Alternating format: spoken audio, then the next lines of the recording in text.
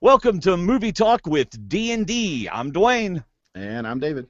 And we're just two best friends talking about movies. This is our first live Movie Talk with D&D. Welcome to the show. Tonight's movie, the 1982 amazing hit wonder of all time, Blade Runner. Oh, I was wondering if you were talking about a different movie or something. Yeah. Yes. Our guest co-host is one of David's close friends, Kevin Waters. Hello, Hey, Kevin. Hey, thanks for having me. Absolutely. David, why don't you tell us how you know Kevin? Did you guys not overlap when you were here in Virginia? Oh, we overlapped. Oh, so Dwayne doesn't consider you a good friend. Like he doesn't recognize me because I'm double the man I used to be. Oh, that's so sweet. No, we worshiped together with Kevin, and then Kevin and I didn't realize it, but 5 years ago, when I started at where I am now, we were in the same building. So we started talking about stuff, talking about everything. This is the man that got me into Walking Dead through the compendiums books and then watching the series. Just try it, and now I can't stop watching it. And he's also my dealer or my provider, my supplier of comics. Oh. Guilty. Yes. He is also my supplier of posters. Nice. And where does he work? At a GameStop or something? Kevin, his house is a comic book store, but otherwise. Nice. The cartel will not comment. And you are married, Kevin? No, not married. Thus explains so many things. It's like how you can get away with having a house full of comic book stuff. Actually, Dave has more on display, I think, than I do for this occasion. But yeah. Kevin's going with the black and white thing. Yeah. So. Yep. Yeah. So David's trying to get us kicked off of YouTube by showing the movie in the background. Nice. So I was going to see if we could do the podcast in less time than it takes to show the movie. Should I stop it? You think I seriously doubt that. But it might. It might could happen. So here we have Kevin Waters. He is the one who recommended this movie. That's how Movie Talk with D&D works.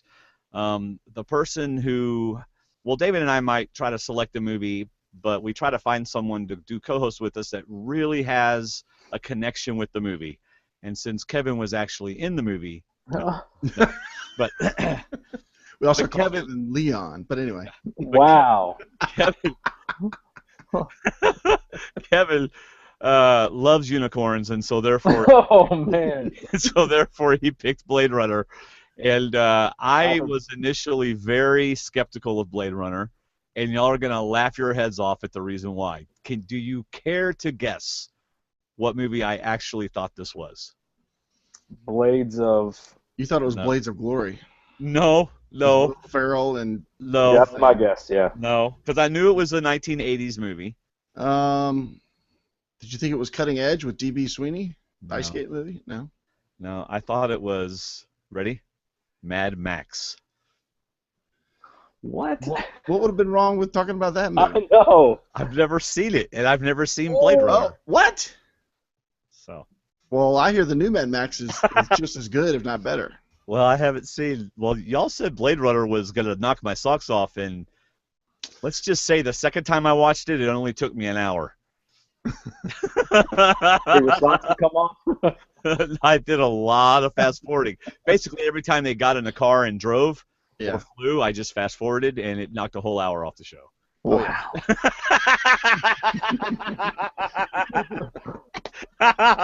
Dwayne's going, this is how I'm going to watch movies from now on. Oh, but anyway, so Blade Runner's the movie. Really quick then. Yes. Well, the whole time in Mad Max. I actually will need to watch Mad Max. I can't believe I've never seen it, but I haven't. So. Wow. So just real quick, David and I have two podcasts. We have this one, Movie Talk with D&D. We also have Survivor Talk with D&D. That's how it all got started. You can find both on our website at MTWDD, Movie Talk with D&D. All right. While you're there, please consider starting your Amazon shopping using any one of our links. That's where Kevin buys all of his comic books. Not, but he could. We are an Amazon affiliate, and your shopping through us really helps us get those podcasts out. And guess what, David? Special announcement tonight. Mhm. we have a quick shout out to our newest D&D patron. Awesome. That is Mark Deal. Thank you, Mark, for your patronage. Thank you for your monthly support through Patreon. We really appreciate it. Again, you can find all that stuff at movietalkwithdnd.com. mtwdd.com actually takes you to Survivor Talk, but that's where everything is. All right. Mark is also a big Blade Runner fan. May very well be watching right now. May very well. If you are watching right now, you can comment on YouTube, and I'll see it during the show. Or if you go to our website, stwdd.com/live, you can participate in the chat group. So let's talk about this movie. So do we all agree that before we start this show, got to get my monster drink. I was corrected on how to say monster by David's daughter. I've always called it Munster, Oh, but apparently it's Monster. So I have my monster drink. I didn't hear a difference. Do in we what all you agree said that the everybody first needs to have seen this movie before they listen, right? Because we will, spoiler alert, we're telling you the whole thing. yes. time? Yeah, I absolutely. mean, we could be at the first 5 minutes of the movie and go ahead and tell you how it ends, yeah, I mean, exactly. if it happens to come up. All right. It could, yeah. Well, this is where I sit back and relax and listen and tell a few jokes every once in a while. So in 1982, how much Thank do you you. think this movie cost to make? Kevin, if you know, you can't answer. But in 1982, how much do you think this movie cost? this movie cost $15 million to make. No, Kevin, do you know? I remember the investment talk from Dangerous Days, but not an exact It figure. probably started around 15. In fact, it went from like 10 to 15 and eventually ended at 27 million. There you go. 27.5 million to make. How much do you think it made at the theaters? 500 million, Including like Jurassic international. World. Including international. 15, Not that much. 15 million. No, it did break even. It finished at 32 million, but this was not considered a Wait a second. blockbuster success. Box office. The reason why is because they have to give refunds if you leave in the first hour. And most Wow. people couldn't. Everybody in my family left the room, guys. Well, let me I'm like, hey, guys, we're going to have a family movie night. We're going to watch Blade Runner. Timothy leaves. Joshua leaves. without even seeing it. My own wife. No, during the movie. Oh, okay. During Okay. the first hour. I was the only one that stuck through it. All right. Well, this is not. It wasn't exactly as I remembered seeing it at a younger age because I've seen it here and now on TV and stuff. But this is not an action movie, and in a sense, it's almost not really a sci-fi movie. It's more of, even listening to Harrison Ford, it's more of just a futuristic movie Yeah. because and in fact, there are, what we were talking about online is there's different versions to watch of this. Right. There's the theatrical version, and then there's the director's cut. But didn't the international come after theatrical? International was released theatrically in other countries, so they didn't edit the violence and has the voiceover, which we'll get to later, I guess, and then the alternate ending. Well, I sure wish I had heard the voiceover. That would have been nice. Yeah, I bet that would help. No? Well, that's what I was going to ask. If you three, if we've got people that haven't seen the movie yet and we want them to go see it, which version would you tell them to watch? Since you don't know Dwayne, but what about I've you, only Kevin? seen Which one would you say? version. My recommendation is international version if you haven't seen it at all. I think it aids in the storytelling up front, and then the other versions are worth expanding the experience on. So I watched the final cut, which had no voiceovers, did not have the extra ending. Right. And then just today I watched the international version, which had the voiceovers and the additional scene at the end. And to me, after watching it without it, it almost ruined the movie to add the extra scene at the end. Oh, really? And the voiceovers. But what also influenced me, however, was it 3 hours, the documentary? 3.5, I think. Yeah. Oh my Dangerous gosh. Days. There's a documentary. Let me tell you, this documentary is almost better than the movie. Yeah. Wow. Because it tells you so much. And this movie is not, like I said, an action movie, sci-fi. This is an art movie, in my opinion. That's how I would classify this movie. It's very artsy. They keep calling it film noir. You know, it's about a vision of Ridley Scott. And if you watch and what's so great is there's no CGI. It's all models, miniatures, lights. Oh my gosh, you'll get a headache from looking at all the lights. After watching the documentary, I watched the international version, and I paid more attention to the lights because they talk a lot about lights. Wow, I'm starting to get a headache by counting all the strobes and looking at all the lights and how nothing is ever a set piece. This video that we're making talking about this movie is a set visual piece. If we were doing, Blade Runner, we'd have lights going across our face. We'd have half our face shaded. It's just, it really enlightens the movie. And to me, my favorite part, I don't know about you, Kevin, but of the documentary was the building of the sets. Fantastic. That just blew me away. Yeah. That was the best part to me. I mean, there's all kinds of cast tension and who gets picked for what parts. Harrison Ford, I don't think was the first pick. The only actor that was the first pick was Rutger Hauer, and he picked him from seeing him in something else. And what sign of that reading? Is he Roy? He is Roy Batty. Okay. Yes. So Mark Deal just wrote on, just put in YouTube. He just said, I can tell Dwayne doesn't really appreciate this piece of sci-fi art. That's not true. I'm just trying to have fun. All right. By the way, Mark. Get him, Mark. By the way, David, there's a replicant behind you. Be careful and don't mention his mom. I was going to say, I won't ask about his mom. Don't mention his mom. And I have one more thing to say, David. If you get a headache, just enjoy a nice cold Coca-Cola. Oh, my goodness. it's everywhere. What was the pill she was eating and not eating? I didn't It's the same Asian woman and the same Coca-Cola throughout the entire freaking movie. I was wondering if that was a Coca-Cola pill. Maybe. Yeah. Probably. If you're on the run, take the pill and it gets the flavor and caffeine and everything. I read something interesting. Yes, I have a bit of movie background. I got more too, so we're still in the movie pregame. Go ahead. All right, right. I read somewhere that the that part of the extra scene at the end where they're driving the car and they do all and they're in the mountains, some of that was unused video from The Shining. Yep. Absolutely. He called. Yes, thank you. Thank you. You want to see my last page of notes? Okay. He called. Who did The Shining? Who directed Kubrick. that? Stanley Kubrick. Yeah, he called Kubrick and he said what was like 7 hours. He had all of his extra footage at his house going through it, and Kubrick said you can use anything you want, just nothing that was in the movie, The Shining. So, and you're right, that is where that came from. Hey, your replicant left. Oh, he timed out. It's not the only Shining connection either. We're gonna. Oh, really? What are some others? Well, we'll get to it. Okay, all right. So the problem, besides the fact that this wasn't a blockbuster because it was more of an artsy film, was it also came out in a horrible year to compete with other movies. Yeah. Where do you think, Dwayne? Where do you think this movie finished in 1982? Well, what else came out in 1982? I'll give you a clue. It wasn't number one. Well, no.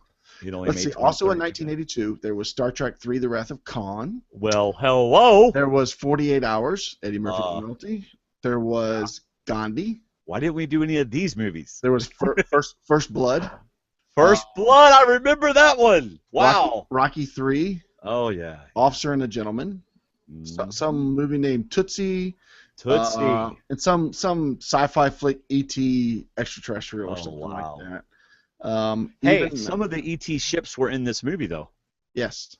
We'll get to that. Conan the Barbarian also came out. Yeah, Tron even came out this 1982. Tron. As well as a like very 2 years ago. Very underrated movie, The World According to Garp. Wow. I love that movie, Robin Williams.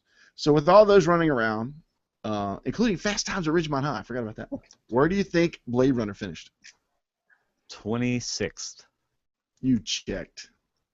No, I didn't. Actually, it was 27th. Oh, wow.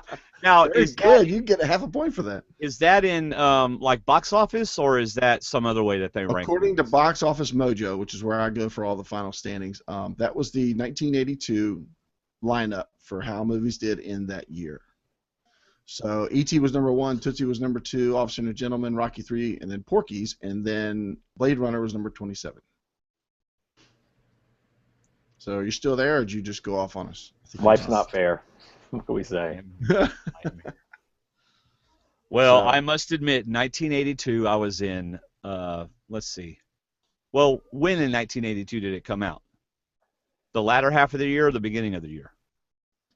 Let's see. June 25th. Okay, so that was between my 6th and 7th grade year of. Yeah. Oh, I didn't see it in the theater either. Yeah. Me neither. Yeah. But I did see Tootsie, believe it or not. 7th grader. I saw E.T. So Yes, I saw very E.T. good. In fact, I went to the state fair, and E.T.s were everywhere. Get a ring over a bottle, get an E.T. doll. And boy, me and my buddies had a lot of inappropriate ET jokes. But let's move on. Did all of your pre-movie trivia tell you what book this movie was partially based on? Oh! It is based on just a section of a book about mummies. Mummies. Not mummies. No, but the first thing you said was exactly right. Yes, It is it's not based on the entire book. An act, just one act. I think is what I Right. heard today. One act of a book called "Do Robots Dream of Electric Sheep?" Androids. Androids. Thank you. See, I got that wrong too. To Android's Dream. Can you imagine if they had made that whole book into a movie? If this was only one act, I can't imagine what the rest of the book is like. Have you read the book, Kevin? Yeah, I read the book. Yeah. Oh my gosh, Kevin! Is it any good? It's very different. It's No. for the year it was written in, kind of like Vonnegut and stuff. He's very heavy political, a lot of influence like that, and environmental stuff, animals being extinct and pollution and stuff like that. So they touched on it a little bit. Some of those flavors are in the movie. Well, we could spend a podcast talking about the making of this movie. Yeah. Because there's so much to talk about. So I strongly recommend if you can find a copy of Dangerous Days to watch it. It's very entertaining. It's about as good as the Dune documentary. What's that one called? Double D, Dune documentary. No, Kevin loaned me. Jodorowsky's Dune. Yeah, it's like his making of Dune. That was pretty awesome. If that's better, definitely better than the Dune movie. Do you know what else happened in 1982? Famously, happened during the Super Bowl. You met Sally. No. What? Oh, you mean worldwide famous? Or, Yes. Oh, 1982? Was that wasn't Dolphins Redskins, was it? Wait, I might be wrong. Hold on. Oh. I'm checking Justin my. Timberlake wasn't born yet, or Hold on. he wasn't around at that point. Hold on. Let me check my sources here. Y'all carry on with your talk. Ready. Unless you got something else, Kevin, pre-movie. I'm ready to get into the movie. Oh. No, I don't have anything free movie. Good. Oh, wait. No, I'm wrong. It happened in 1985. Forget it. Yeah, I graduated, but anyway. Yeah. I was going to say the Apple commercial from the Super Bowl, but I think that was in 1985, not 1982. But I'll hit on Apple later on. Okay. All right, let's get into the movie. This is an incredible movie. Come on, guys. I'm just having fun with you. Well, if you watch the documentary, you would like it even more. I honestly I don't know believe. I wouldn't say more because I'm not sure how much you liked it in the first place, but Well, the okay. documentary made it that much better. All right, so let me tell you where I am on this. I didn't know what to expect. However, based on the graphics and the art, I was thinking it was going to be a little more action than it was. Right. I mean, the guy's chasing replicants to kill them. I figured, he'd kill all of them instead of only killing 2 of them or something. Even the title, Blade Runner, you think it's right? Going to be, so I'm thinking it's going to be a sci-fi thriller, fun. I mean, Star Wars had come out. I mean, come on. And so when I sat down to watch it, it's really slow. It's more of a thinking movie. Yes. And it's very dark. It's very dark. I don't think there's no sun in Los Angeles in 2019. And lots of rain. And so it was just hard, and I didn't understand it. Like I wasn't following the storyline the first time I watched it. And I had people in the room that were going, "Do we have to stay in the room?" So for me, it didn't have any kind of historical significance for me. I didn't watch it when I was in 10th grade or anything, And so for me, it was a brand new, fresh movie, and it was so dated and things like that, which I don't usually mind dated movies, but it was just kind of slow. It was just kind of slow for me. I tell you what I did like about it. I love the soundtrack. Really good soundtrack. Those horns, there's just that single horn blowing, and when they're flying through, really nice soundtrack. And you can't go wrong with Vangelis. Yeah. I mean, I think if I were to have the opportunity to listen to it with the documentary, with some other things going on that was explaining stuff to me, that, yeah, I think I would like it more. I mean, I understand the movie now because I watched it again and I figured it Yeah. all out. But yeah. So, but I have a lot of observations because I like to have fun when I'm watching a movie too. So I'm gonna let y'all talk about all the serious stuff, and I got a couple of funny things to say occasionally. Well, this being my most recent time watching it, when I watched it earlier this week, it was slower than I remembered, but it kind of Yeah. hit me that this movie is not about action; it's about a story, Yeah. and it was actually more about Deckard and Rachel than I remembered it being. It was really about them. Yeah. So and it was good, but my question is, who's the bad guy in this movie? That's a good question. Because the androids just want to extend their life. They feel like they've been betrayed. That still makes Roy the bad guy, doesn't it, Kevin? Well, Roy is the archetype villain, and he's played up as that. And only is it through the very slow reveal of his character development and his emotions do they, and even the final scene, which if we're jumping straight to that, we're definitely showing Tyrell's motto, more human than human, that development. And even it's funny because AI being explored as far back as 1982 in this movie, and then we have movies like Ex Machina coming out today where they're still pinging the AI thing.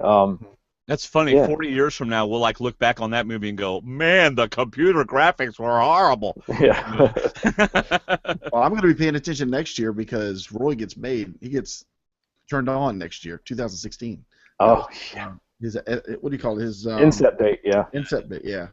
But see, but I would still say, David, that he's the bad guy because they kill innocent people. You know what I mean? I would say he's the misunderstood bad guy because they are going after him because of what previous replicants have done. No, he escaped. Yeah, they slaughtered a shuttle full of people to get to Earth. Yes, there were 6 of them. Because they wanted to come back and figure out how to extend their life. Oh, well, then that's okay. What was I thinking? Here's how I relate it to the replicant state of mind. And you can see this a lot in Roy's expressions, and sometimes some of the things he says is Tyrell lets us know that they're very immature with the emotional side being underdeveloped. Yeah. As they pick up on these feelings and sort of adapt into a human perspective, like Roy has a look of sadness at one point, like a 4-year-old or a 3-year-old might have, and so when you say misunderstood that way, it's very much like a child would act out. Yeah, that's a good point because his emotions almost jump from emotion to emotion. They just go with the scene. It's not like he adapts to something or he grows with something. Like when he finds Pris, it's immediate that it's almost like a different person. Yeah. The way he does. So that's a good point. All right, I was just kind of debating it a little bit, playing devil's advocate. Who's the bad guy? I know who the bad guy is. Okay. I was just saying at the same point, hey, the guy just wants to live a little longer. He wants another vacation. Come on. Yeah. So, but so that makes it okay. So it makes it okay. But it does start in 2019, just a few years from now. I was gonna say one more thing about Harrison Ford's character. Like I watched a couple of interviews this afternoon. I had some free time because I'm working in the morning. So I watched a couple of his interviews, and he really played it much like his character, even in his interviews. I don't know if you watched them. Yeah, I saw the one from Letterman that you posted. Yeah, I did too. I mean, he's really kind of dry and kind of laid back and looking around, and and I've seen Harrison Ford do a lot of things, and I've never seen him act that way. And now I don't know what he was like in 1982, but I just noticed that. In fact, I saw him on another interview, and he did the exact same thing, kind of acted more like his character. In the documentary, he's kind of very dry when he talks, and he talks about things, and things come up, and things get talked about, and it's not like he tries to crack a lot of wise. He's pretty serious about what he does. Yeah. But it's like when his sense of humor does come out, it's like, oh, he just made a joke, or he just gave a funny look with his eyes, like he did on Letterman. It's like you weren't sure if he was serious or not. All of a sudden, he looks at the crowd like, "Did you get it?" One of you saw Indiana Jones? Cool, that's good. So Now, of course, the reason why he did that in the documentary is because he absolutely did not want to do that, and the studio made him. they made him do the voiceovers. Now you're right. That was That's what I meant. the studio. Yes, that was absolutely the studio, right, Kevin? That wanted that. They even wanted Producers, to. yeah, the producers stepped in. They wanted to extend the scene with him and Rachel, where Rachel tries to leave. In fact, they do film additional material, but it's not shown in the movie. Right? It's not in either movie, right? Right, that's right. Yeah, and it's definitely additional footage. I mean, there's a lot more to see than what we see in either cut of the movie. So, the first thing I wrote was, other than the word replicant, because they didn't want to use the word robots, was LA 2019 sure looks like it's gone kind of Asian. I don't know if they've just bought LA or what's what, up with that? I forgot we were in LA like 20 minutes into the movie. I for some reason was thinking that we were over in Hong Kong or China or something. So that was kind of interesting. It was. What did you say, Dwayne, about why 2019 looks the way it does? I said this is what the world would look like if Apple had never come onto the scene to challenge Microsoft. Everything is square and block, and there's no, because Apple's all about, whether you like them or not, Apple is all about things looking really nice and working really smooth, and they had the really fine fonts and stuff. I mean, like the police car font on this, that's like Minesweeper. Not mine. Is it Minesweeper? No, Minecraft. Yeah. Minecraft, that all the kids play. Yeah. So to me it was like this is what LA would have looked like if Apple's computers had never forced change into the computer world. Yeah. Dark and rainy and trashy. Poor LA. It's kind of gone to the dogs. Yeah. So, but it starts with a look at the explosions. I tell you, you will appreciate all the scenes more after you watch the documentary. I've already recommended it. I strongly recommend it again. How they made these scenes is incredible. What was with the big flames coming out of the top of the buildings? What was that supposed to be? It's a gas mining type. Okay, so that's vent. Okay, so basically Los Angeles has become less of a glitzy town and more of a industrial, yeah. Exactly. Okay. Well, Earth as a whole, I think at that point, with the off-world colonies and the new life being advertised in off-world, it's kind of like a what was it, WALL-E? Yes. It's sort of the dregs left on Earth that can't pass a physical, and sort of it's kind of the ghetto. Earth is a ghetto now, maybe. So what it says in the beginning is that replicants were used as slave labor and explorers on these off-world colonies. So is this other planets? Is this other? I guess it would have to be other planets. But we never get a sense that who's living out there or what. They just keep sending the blimp around saying, start your life over. Yes. At an off-world colony. I'm like, wait a minute. If you got replicants that are out there slaughtering people, I'm not going to some off-world colony. Really, I'm not either. Well, Bryant's description of the replicants when he takes on Deckard for the job is one is a pleasure model. Right. And they are talked about in not just the heavy labor like Leon, who can lift the atomic loads all day, and they are part of the protection combat models and stuff like that. Right. So they are various occupational. Right. And slaughterer. We'll include that. Well, yeah. Too.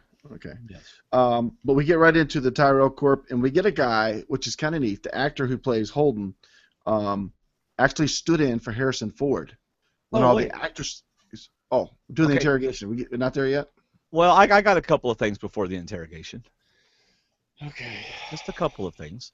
Apparently, between now and 2019, all computers and televisions revert 45 years. Apparently. We lose the opportunity of great graphics, and we go from widescreen back to 12-inch screens. Well, they took them off-world. Yes. So they took all the good ones with them. And I did make a comment already about the first of 1,463 times we see the same Asian lady ad. Yes. Right. And I like to look at, David, I like to look at how they reveal the lead character in a movie. Mm-hmm. It is something that every director does, or at least I know they used to do it a lot. And I found it very interesting how they reveal Harrison Ford. Do you remember, Kevin? Do you remember how they reveal him? Yeah, he's reading the paper. Yeah, but not only is he reading the paper, but it's like you catch a glimpse of him, but there's all these umbrellas going by as Sure, the yeah. camera's going on him, and then there he is. I just, when you watch movies and you know who the lead character is, look at how they introduce him. Like sometimes they'll like have a hat on or something, and like in Raiders of the Lost Ark, Yeah. great example of how they introduce him. You know, his head's down and he lifts it up, and there's Harrison Ford. So there you go. And it rains a lot in Los Angeles. Okay, go ahead, David. I like the pyramid because it reminded me of Stargate. That's the first thing I thought when I saw that pyramid. I'm like, that looks like the guy that came down on Stargate. But, And that's when we really start to hear that really good music. yes, I really liked the music in that scene. there's And, underscore all throughout this movie, and it's really good. and then he did with the spaceships a lot of what Spielberg did in Close Encounters, with the way the circles were around them and things Yeah. like that. It Lens reminded flares me and of stuff. Close Encounters, yeah. Well, they use a lot of the equipment from Close Encounters. The cameras. Really? Yes. Really? Some of that equipment was used from Close Encounters, Cool. including the top of the police station, like you were going to say earlier. That was from Close Encounters. All right. Let's see. So it starts with the interrogation of Kowalski, and I just got to say, I'm really disappointed that the Tyrell Corp went so far as to create replicants, and the only way they can tell if they're talking to a replicant is to give them a test and hope they get a reaction. Yeah.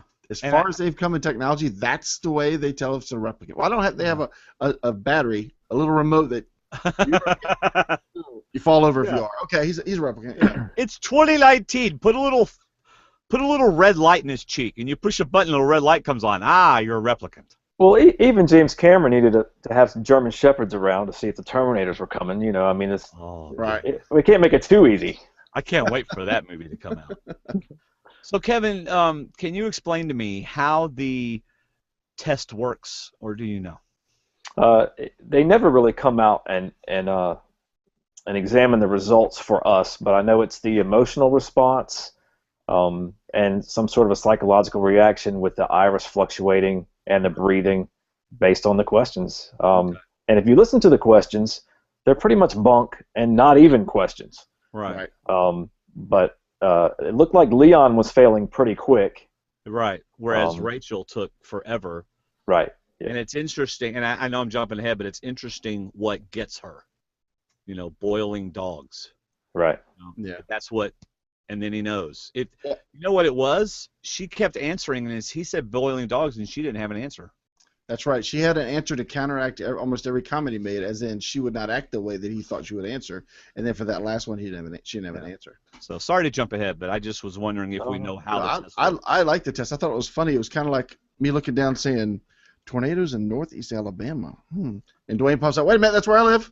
What? And that's kind of the test, that I loved it how he threw it out there. What I liked about the actor that played Holden, who was also a Blade Runner, was that he reminded me of Harrison Ford. And the way he talked, the way he looked, and learning from the documentary, he stood in for Harrison Ford when they tried out all the female actresses for the part. Nice. After all the tryouts, he was done, and Ridley Scott said, I kind of like you. I got a part I might want you to play. And that's how he got his part in the movie. And he's the one that did the test? He did the first test, yeah. Okay. He didn't last very long in the movie, but he was part of the movie. It's a very powerful gun, apparently. Yes, very powerful. Yes. So I was kind of wondering if "never seen a turtle" was the line that caught his attention, because Holden had a face like you've never seen a turtle, or who's never seen a turtle? So I was wondering if that's the one that told him. And I wondered, do they stop the test or do they finish the test? Because he kept going when I thought he'd actually discover what he was. Well, Holden's expressions are interesting. I see that he's annoyed, and who knows how many he did a test on before Leon comes in. Yeah. All the new employees. But there's one point I noticed recently. Every time I watch it, I see a little bit of something else. But where you can see some tension on Holden's face before he composes himself and keeps on going with the test, and it might have been during the tortoise questioning. Have you seen a turtle? Oh, it's a tortoise. Yeah. Have you seen a turtle? Same thing. Yeah. Kind of like he felt like Leon was testing him, or just trying to annoy him. He might have even glanced at the Voight Kampf monitor and noticed something there. Not necessarily the question, but he noticed something, and then he thought he was onto something. Yeah. Right. So Leon knew he was, so he killed him. Yeah. Well, the mother's always a good question because that's almost like you don't have one. We know you don't have one. You should know you don't have one. Right. So because Now, these guys didn't have memories, correct? These guys were just evolving emotions. They have implanted memories. They did this. The Nexus 6s had implanted Yes. memories. Yes. Okay, that's where the photographs came from. Gotcha. Okay, so it's almost like we had a Harrison Ford moment with the shooting under the table incident in the Star Wars movies. Yep. Did Leon? It looked like he shot him from under the table. It did. And then they click back, and he's. I mean, I guess he just got that. How'd he get in with the gun? I mean, but okay, so he did shoot him from underneath the table. Yeah. Shot him through the table, I think, because the table kind of exploded. All right, and then he stood up. Okay, all right. All right. So the ones that are coming to Earth have evolving emotions, but they do have memories because it sounds like Tyrell says he only gave Rachel memories to manipulate her emotions. Well, I think Bryant is expressing to Harrison Ford some about the Nexus 6. Mm-hmm. I didn't get the impression it was just Rachel with the memories. And maybe some of the voiceover talked about that when Harrison Ford was thinking to himself, why would replicants need memories? I mean, why would they need photos? Right. So I guess I was under the impression that they did, and it never really said. Yeah. In fact, I do have all the voiceovers. I was looking for that one where he talks about he's looking at the pictures for Leon having those pictures in his room because he was really possessive of the pictures, and even Roy says that you find your precious pictures. Yes. Yeah. Yeah. There's a deleted scene that didn't make it anywhere other than the archive set that I have, and it actually has Holden on a life support sort of tube and Deckard visits him, and one thing Holden says is, I don't know if the machine will work on these at all. And so that's not in either movie, is it? No, it's not in any of the movies. No. All right, tell us about. Well, when we get to that part, tell us about that scene. I don't remember that. I remember seeing a clip from that in the documentary, but I'm like, where was that in the movie? Yeah, I've got it on. What he was reading or something, and he said some goofy book or something. Yeah, he's reading Treasure Island. He's on like a digital reader. Yeah. Yeah. It's the first Kindle. That's right. Yeah. But so then after that explosion, we go straight to A New Life Awaits You in the Off-World Colonies. And then Dwayne's reveal of the main character down in what looks like Chinatown. Yeah. So one of the voiceovers, which was actually funny, even though I'm still not a fan of the voiceovers, one of the voiceovers that was funny was him sitting there. I even told Dwayne when I told him about the voiceovers, he goes, "You mean all the dead time when there's nobody talking?" He's like, so there's like hours of voiceovers. Yes. So one of the first voiceovers is when he's eating sushi, and he says, "Sushi. My wife used to call me sushi, dead fish." You know, so that's okay. Explain this voiceover thing to me. Are you saying that they have a version of the movie where we are hearing what he's thinking? Yes. Harrison Ford went in and did voice recordings, and what I didn't like about that was I felt like this is like a detective Deckard movie. Yeah. Like that's what they were going for. Yeah, that was the whole goal, is to have that noir where, like it's 6 p.m. Saturday night, and a tall blonde walks in, and she's serious eyes. That's what they were trying to go for, the noir thing. Now in Sin City it worked because they used different people. Right. But to me, it doesn't work because you can't make a Blade Runner 2 without Deckard again. It's almost like you can't continue the story because at the end he takes off. You don't know what happens to him. The best way to continue Blade Runner is to bring in a different detective or a different agent. Yeah. That's what I did. That's one thing I really didn't like about it. It felt like that hard-boiled detective thing. She wore a red dress and came into the saloon and all this kind of stuff. Yeah. That's that's the first thing that hit me and why I didn't like it at first. She had that look in her eye. Yeah. That look I'd seen 100 times, but this time was different. Different than all the 100 times. 101 was the kicker. Yes. Are we inside the police car yet? Hold on, we're getting there because another voiceover explains who Gaff is and why he speaks gutter talk. Yeah. Which is a language that Edward James almost came up with from different languages just for the movie. So, I'm ready to get to the police station if you guys are. Well, I'm just saying I'm not looking forward to the inside of cars going so backwards in time. And it's my funny. heads-up display in my car looks a lot better than that one. Yeah. And that, That's an Apple-free car, is what it is. yeah, It doesn't- and those DeLorean type, doors, that's always futuristic. But nowadays doors, when they open, I mean, if we made a car today and the door opened like that, it wouldn't go up and go boing, boing, boing, boing. It would go, this police car door goes open and goes boing, boing, boing, boing, boing. That's the one thing he didn't check into was the doors. Yeah. He put so much work into everything else, he didn't check the doors. All right, so that I just thought that was funny. He gets in a police car and his heads-up display looks like he's playing, Minecraft.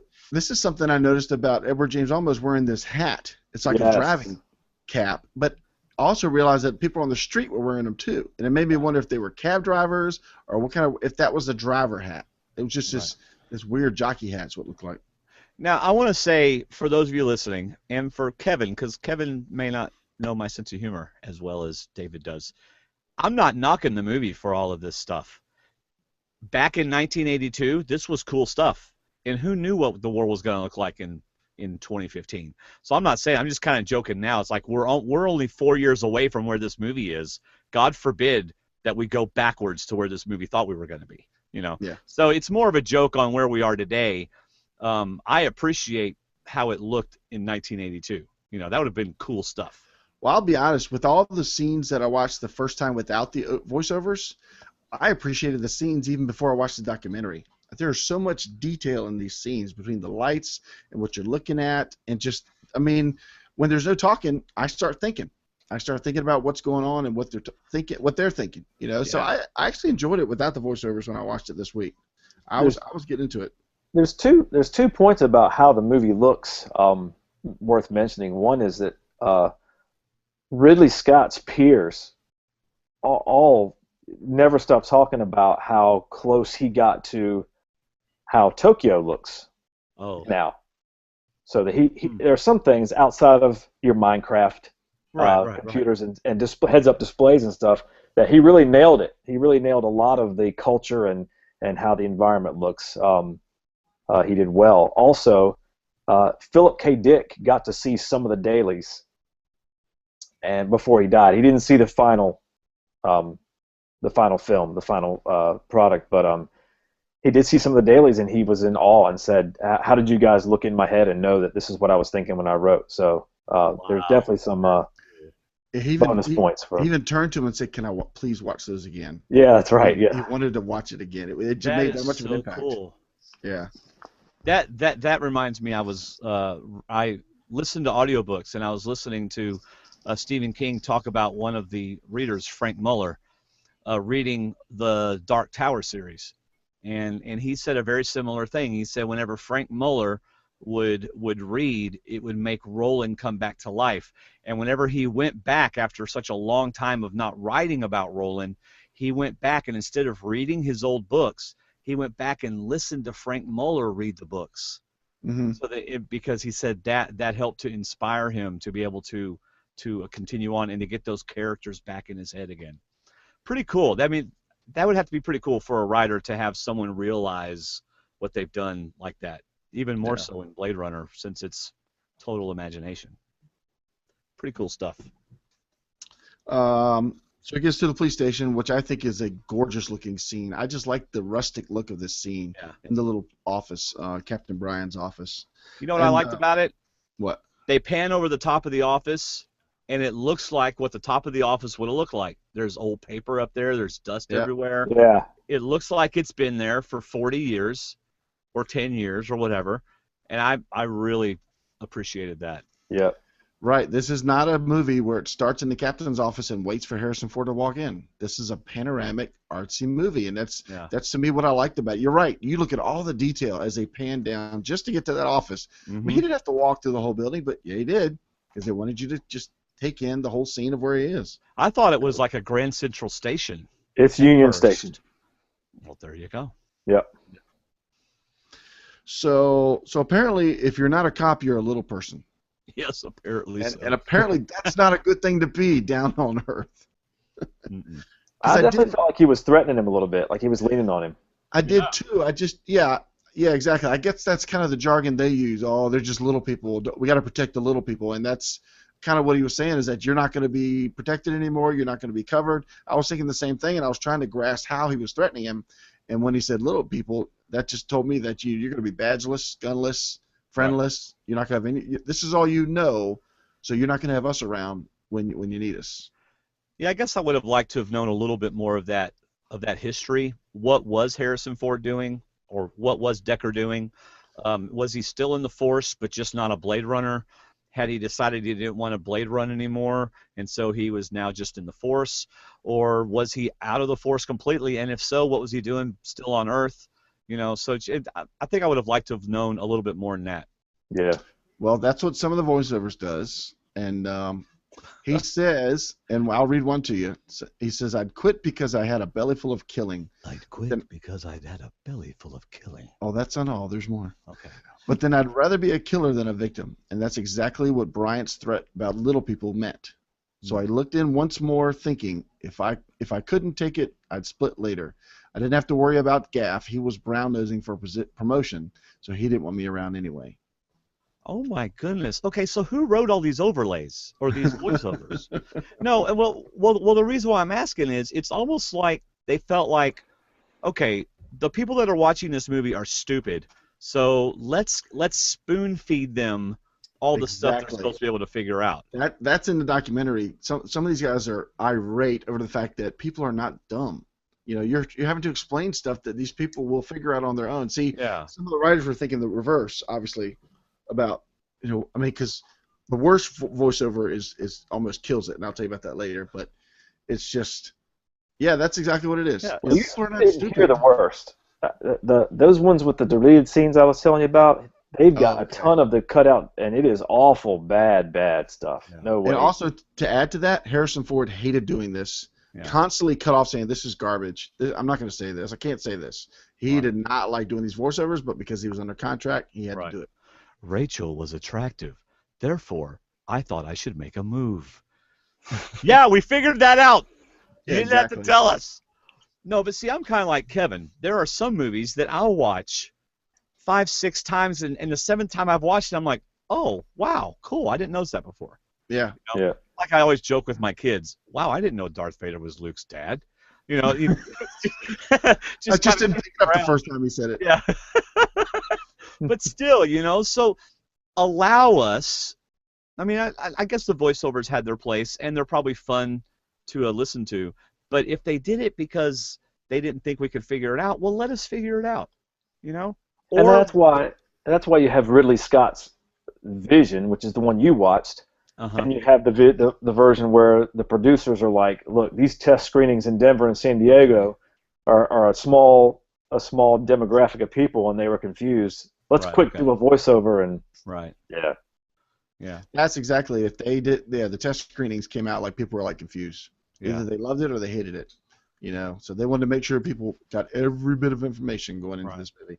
And I'm glad you just spoke up, Kevin, because I meant to say, with us, you got to speak up if you want to say something or Dwayne and I. Yeah, I'm good. Okay. All right. He's also Captain America. Yeah. Yes. I had something else to say, and I forgot what it was. Ooh. But we go from that little people scene to him watching the Leon film. So here's where I got a mathematical question. Okay. Brian says that 6 replicants jumped the shuttle to head to Earth. Okay? They attack the Tyrell building when they get here. One of them gets fried by an electrical fence. 2. He said 2 or 1? 2 got fried by something. Okay, here's where we have a version conflict, okay? Because Dwayne watched the final cut, as I know you did too, Dave, where they fixed that, and he says 2 got fried. Oh, because the international version still has the 1 got fried, and they actually had scenes with Mary, who never appears in any version, an additional replicant that they finally cut out, but she was in play. That actress was there. Oh, wow. So the international version didn't correct that the way the final cut did. It is 2 got fried and 4 remain. Yes. Yeah. The infamous invisible replicant. Yep. But see, how awesome is it for me to go through the rest of the movie saying, Who's going to pop up as Yeah. this fifth replicant? That's Because awesome. I completely forgot about the final cut where they had said two. It just went over my head probably. And then Yeah. this one, I'm thinking he said 6. 6 to 4 doesn't equal out to one person getting fried. Yeah. And even later on when he's down to 3 and Brian says you got 4 left and he says no 3. You know and then Brian's talking about Rachel. At the Right. time. Yeah. But I'm thinking, oh, they fixed it. I'm like, oh no, they didn't. Yeah. So there's still one. But so you're saying it's Mary who we never got to see. Interesting. Yeah.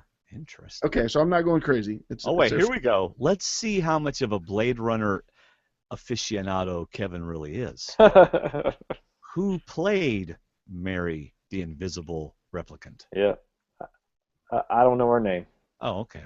Has she been in something else? I don't think she has. I saw the interview with her, and I think her last name starts with a P, but yeah, it's not somebody that I could pull right out. Okay. All right. Yeah. Yeah, Kevin does that thing too, where he's seen somebody in other movies and he'll tell you who they are. So Yeah. Except for Mary. Yeah, except for Mary. Mary. The one person. After her scenes got cut, she couldn't do another movie. She was devastated. Right. Her emotions ran wild, so she took off. Her career to was another road. over. She That's actually shut down on set, so they couldn't. So then we get yeah, she did. So then we get introduced to the 4 that survived because the 5th one is gone to start a chocolate shop somewhere. So we got Leon, who's actually the youngest, who was 4, 10, 17. Yeah. Built for combat and loading, like Kevin said, great lifter. Then you got Roy, who was the oldest, January 8th, 2016, which is just next year. Combat model, self-sufficient, and Brian presumed he was going to be the leader. Zora, 6/12/16. Zora. He called her part of the Kick Murder Squad. Was she the snake dancer woman? Yeah. Yes. Called her Beauty and the Beast, all wrapped up in one package. Connie was watching the movie with us, and Joshua was still in the room. Oh boy. Yeah, that wasn't too good. Connie has an aversion. Major. To snakes, right? Gotcha. Yeah. Oh, got it. No, that's not what I was talking. I know, so I stopped it at snakes. Dwayne! Go ahead. And then number 4 is Pris, who What a horrible name. Hey, Kevin, if you get married and have a daughter, avoid Pris. now I may have typed it wrong, but I thought her date was 2/14/16. They were all 16. But I mean the February 14th, which happens to be Valentine's Day, and she's the leisure model, the pleasure model. So I thought that was ironic that she was turned on Valentine's Day, and she's supposed to be the pleasure model, the one that all the men enjoy. Not a coincidence, I don't think. I see what you did there, David. Turned on. She was the pleasure model. Very nicely done. Ba-bum. Did you see her do? Because later on she played the mermaid. Splash. In Splash, and there was one part of the movie, and I do not remember where it is, where I thought, whoa, she did that in Splash. Was Splash after or before? I thought it was before this. after. It's probably that laugh when she first meets Sebastian, because the rest of the movie she's pretty grim. Yeah. Yeah. So. Yes, it was. It was, Yeah. in fact. Yeah. It absolutely was. Thank you, Kevin. See, you just made up for the whole Mary fiasco. Don't come unprepared. If you're gonna say it, you better be able to explain it. So. Oh no, that's okay. I say it all the time. I do stuff. And then we get the one fail safe. They only live for 4 years. So yes, which is an interesting thing. Interesting. And the reason why they only live for 4 days, 4 years. Kevin, do you mind? See how I'm trying to get Kevin involved. Kevin, do you mind explaining to us why they only want the replicants to live 4 years? I don't mind, and that's the next scene that we come to after the police station scene. But Tyrell explains that since they've been gifted with these memories to help them cope with the emotions, that before they advance too much and out of control, they've got to have a ceiling there, and it's the 4-year lifespan. Didn't he say something about they begin to have their own emotional reactions, that they have everything except for emotional reactions, and then they begin to develop these emotional reactions? Yes. Right, okay. So they're going to kill them after 4 years. They must not have watched Star Trek, because all it is in Star Trek is the memory chip or emotion chip. All you got to do is pull it out, and you get a robot. Yeah. So. Data always just take the chip out. Yep. All they needed was LaForge there to take care of it. So are we to presume that only the Nexus 6 models are evolving emotions? Or that they gave That's my impression, yeah. Yeah. They're the only ones that had the expiration on after Yes, 4 years. that was my impression as well. Yeah. Okay. I believe we have a unanimous decision. Okay. Well, then let's go to the Tyrell Corp. Oh, this is where I wrote Coca-Cola obviously helped fund the movie. Yes, again, every commercial is Coca-Cola. Yeah. So I also wrote, costs. yes, and costs. I Yeah. also wrote this movie would be 15 minutes shorter if we didn't have to watch them fly everywhere. Yeah, but they took a while to build them sets. They're going to fly every day. I love the spinners flying. I really love it. And the lens flare and the music. Oh, yeah. Yeah. Lens Love flare. it. Love it. Yeah. So It's like J.J. Abrams was inspired. Absolutely. Absolutely. So I noticed there's no coordination to the flying. It's kind of fall wherever you are. Yeah. You know, what happened to all the straight lines like in Star Wars where they're just you got traffic lanes? Not there. You just kind of fall Well, and turn. it's Whoa! It's a bunch of 15-year-olds driving around Los Angeles. Yeah, it's not just that one. It's Fifth Element, also borrowed heavily from, except they got the traffic lanes right. Yes. Who was it? Minority Report. Didn't they have roads? They actually had roads where they drove because when Tom Cruise got out of the car, he was on a track. Coincidentally, also written by Philip K. Dick. Minority Report? Yes. Oh, there is a list of movies, Dwayne, a documentary about how they got off of what they got off of Blade Runner, how it influenced so many other movies, Battlestar Galactica, Right. all these other movies. It's a whole list of movies that talks about that.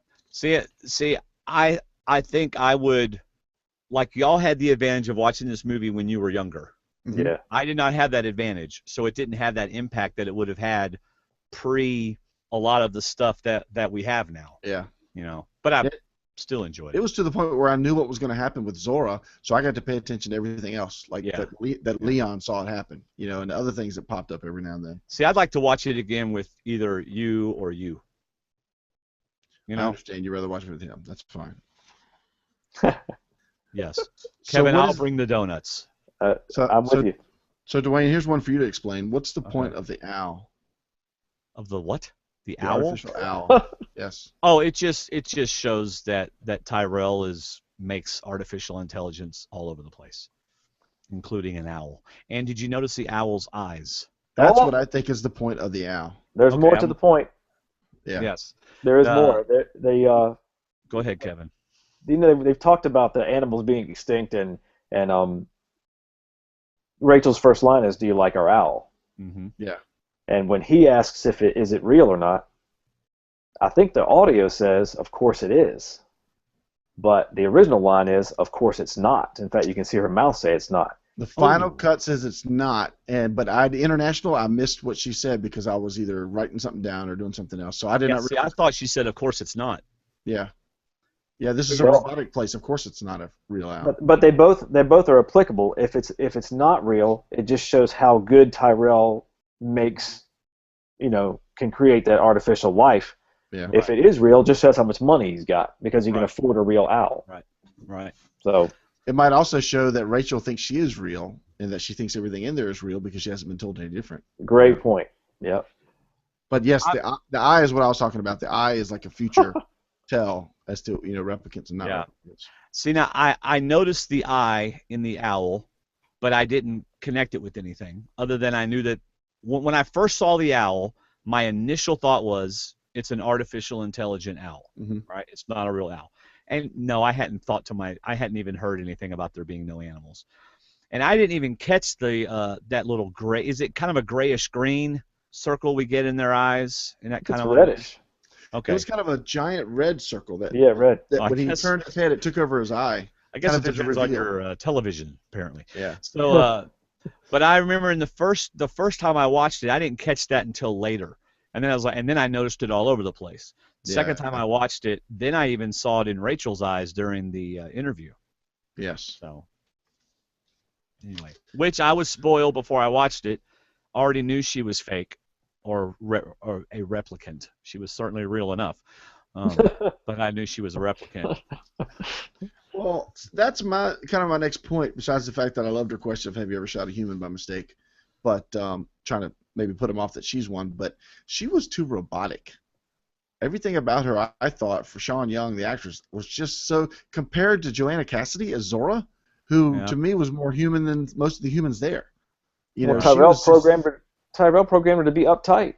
I mean, she was Yeah. even when Taffy Lewis, That- the invitation was there, she's like, "That's not my kind of space. I mean, my place." She's Right. that was my question. So they are that detailed in their programming that Yeah. Joanna Cassidy is just a loose, free-loving type person that can rip your head off and go from there. Mhm. You know, and Rachel's a 9-to-5 secretary for the richest man in the world. Right. right? Yeah. With, by the way, just hold this in your head for later on in the movie, with perfectly straight hair. Just keep that in mind for later on. For 60% of the movie, yes, gotcha. Philip K. Dick also wrote, according to Mark Deal, Total Recall. Yeah. Wow. The source was We Can Remember It For You Wholesale. For Total Was the Recall. source story. Exactly. And he also wrote Adjustment Bureau with Matt Damon. Wow. Oh. And he passed away in 82 or 81. Yeah, all these- and he also wrote A Scanner Darkly, the rotoscoping movie with Scan Her Darkly or A Scanner Darkly? Scanner. Scanner Darkly. Okay. No, I seriously didn't hear you. Computer scanner, yeah. Yeah, and one that Gary Sinise was in called Imposter. So he's had a bunch of his stuff adapted. Yeah.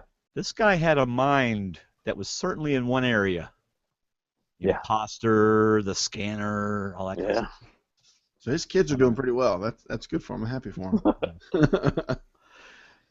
Let's see. It takes more than 100 questions to get her, which Tyrell is very proud of. And he even tries his own little trick of do it on a human first. Do it on her. Right. Right. So I will not speak of these glasses, but this is why, apparently I am going to speak on them. This is why no one wants trifocals, because you're afraid they're going to look like this. Oh my goodness. Those are the biggest glasses I've ever How did the seen. guy even act in these things? It reminded me of the Pink Panther with Steve Martin when he looks up from the desk and his eyes. His glasses were like a billboard, is Oh what my I gosh. what I thought. I'm glad you asked how did he act, because I wanted to talk about Joe Turkel just for a second. Yes. The actor. Yes. Steals every scene he's in. He's so good. Yes, he's very And good. Dwayne, for you, this is the other shining connection because he's Lloyd the bartender in The Overlook. Oh, wow. Okay. Wow. And Kubrick's, and he's fantastic, man. His voice and his mannerisms, especially the scene that comes later. Yeah. He's great, man. Well, he's got a good manner of I'm right and you're not. So whatever I say it should be the end of the sentence unless you have some other question. He does that very well, as in, like you said, one of the richest men in the world, and he's just got that attitude real well down pat. Yeah. So why did Boiled Dog get her? I mean, is there any significance, or that just happens to be what got her? I think it was something like the current joke about the kind of food you can get in a Chinese restaurant or a Korean restaurant. If you're used to the idea that maybe a household pet could be a meal, it might not gross you out. If Right, there's no way to tell between what animals are around and not around, I think that's what they were getting at. Okay, I got you. I had a feeling that it was an earlier question because it almost seemed like when Holden thought he had Leon, when I think he thought he had Leon, he went a step further as if to throw him off saying, okay, that question didn't catch you. I'm going to ask you one or two more. And ended up getting shot for it. But still, I was just wondering if it was a previous question because it was almost like she was prepared for the test. Everything he started to ask, she cut him off and said a countermeasure. If there's a wasp, I'll just kill it. Or if your son has this, well, he won't have that. And all my husband needs is me. It's just she was ready for answers, almost robotic-like ready for answers. And I was wondering if it was a previous question that got her, and when she didn't answer that one, he just left it. As in, we're done. You've kind of figured out that I have you now, so we're gonna go from there. Because if that's the question that got her, he shut her off quick. And I don't know that it was. And I tried to find a pattern in the questions, like the killing of the wasp.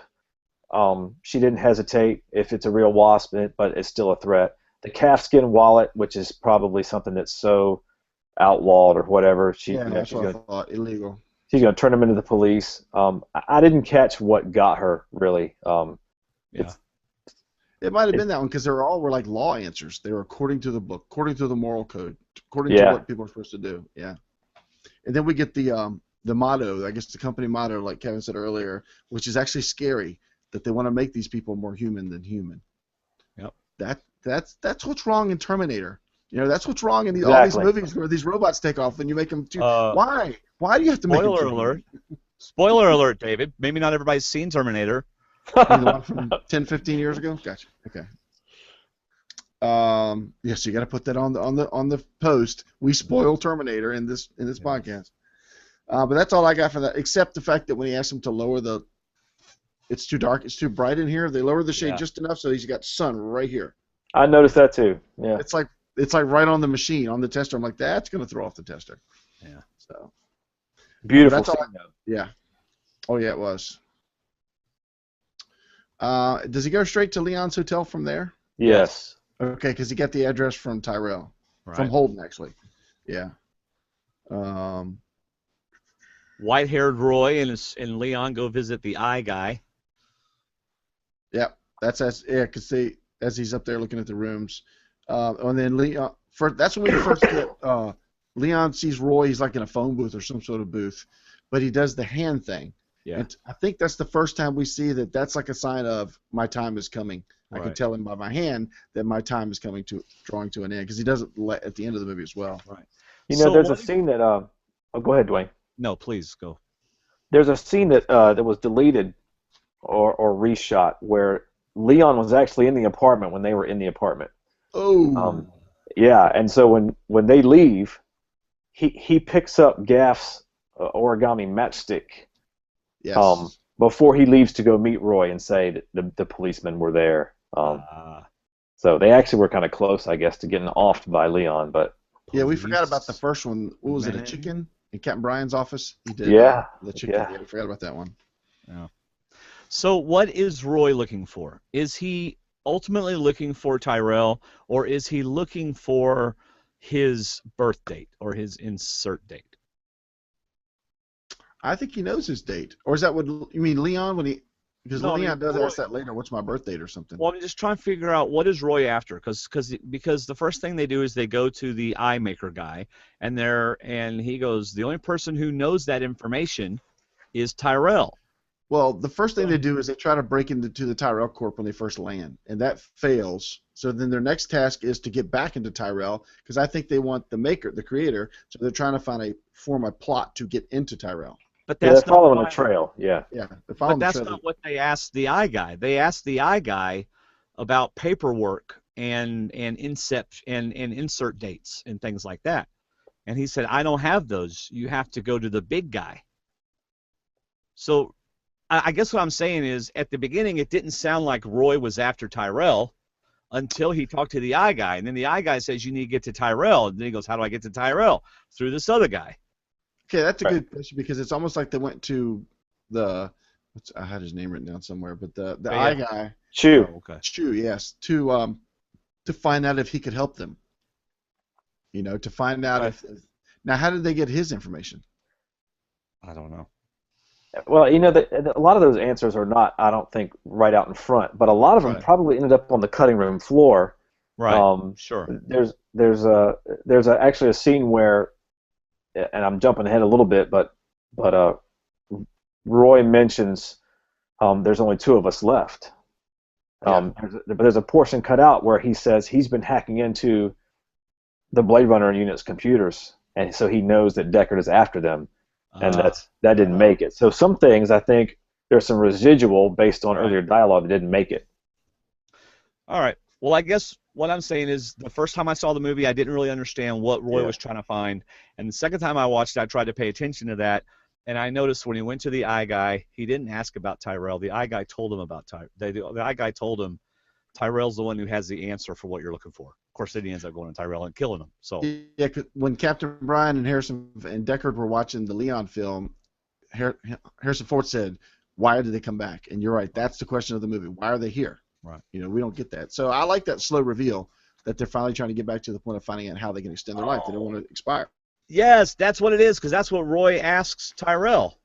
Extend my life. I thought you were joking, Dwayne. I thought you were just waiting to talk about that scene. No, I'm just going to sit back. Go ahead. I forgot he said that, because the second time I watched that, fast forwarded to that. All right, I'm sorry. Well, then why did he? Okay, forget it. Let's move on. true Blade Runner fans are going, shut up, Dwayne. Let Kevin and David talk. Let's see. Roy and Leon, like you said, talk to the eye doctor. They get Sebastian's name and location. Another Great dialogue scene in that that's scene. very slow. Yes. Very slow and methodical, and built a lot on facial expressions. Love that in that scene. I like Roy's quoting William Blake, and one of my favorite lines. Quoting William Blake. One of my favorite lines is, "If you could see what I've seen with your eyes," that's a great line. Yeah. Everything is an analogy almost for him when he compares stuff. Especially, he talks about eyes with the eye doctor. So I thought then we get a tired Deckard. Yes, he's going home. Unless you'll have something else. I'm ready to go home with Deckard. But he's not alone. Rachel is waiting with her very straight and tightly wrapped hair. Yes. Wants to talk to him about what Tyrell said. So I guess either she listened, or she have had to listen because she wouldn't talk to him, or he wouldn't talk to her. So she must have overheard what they said about her being a replicant because she thought she was real. Right. She still thinks she's real. What she has the photos and memories to prove it. I mean, if you think about it's a sad scene. Yeah. She goes in to say, I am not a replicant. I'm real. I am a human being. And she leaves crying because she realizes that she is a replicant. It's very sad. Yeah, because he counters with information that Tyrell gave him about her past that she remembers, and he said, that's not you, that's his niece. I just want you to know. And he's immediately faced with treating Rachel, who he knows is a replicant, as more than a replicant. Right. Because she's showing emotions right in front of him. Yeah. Well, that's because he's a replicant. I can't believe he did that. He's in trouble. He's in trouble. No, he's not. I'm just kidding.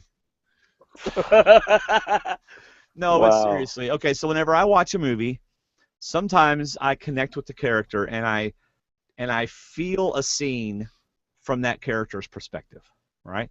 Which is why some movies are really hard for me to watch. But so I'm watching this scene and I'm just like, imagine if someone all of a sudden, I mean, I've been a human being now for 46 years. I have 46 years of memories. If I walk into David's house and he proves to me that I'm not real and I was made like 3 years ago, that would just devastate me. And I was just thinking, this Rachel, I mean, she's having these devastating feelings. And so it just really hit home for me. On a more humorous note, one of the best scenes of one of the Big Bang Theory episodes is Howard and what's his name talking to Sheldon, and Leonard's not there, and Raj. Howard and Raj talking to Sheldon. Of course, they love giving him a hard time and stuff. And Sheldon's the perfect nerd, all this kind of stuff. And Howard goes, so Sheldon, I got a question. If you were a robot, would you want us to tell you?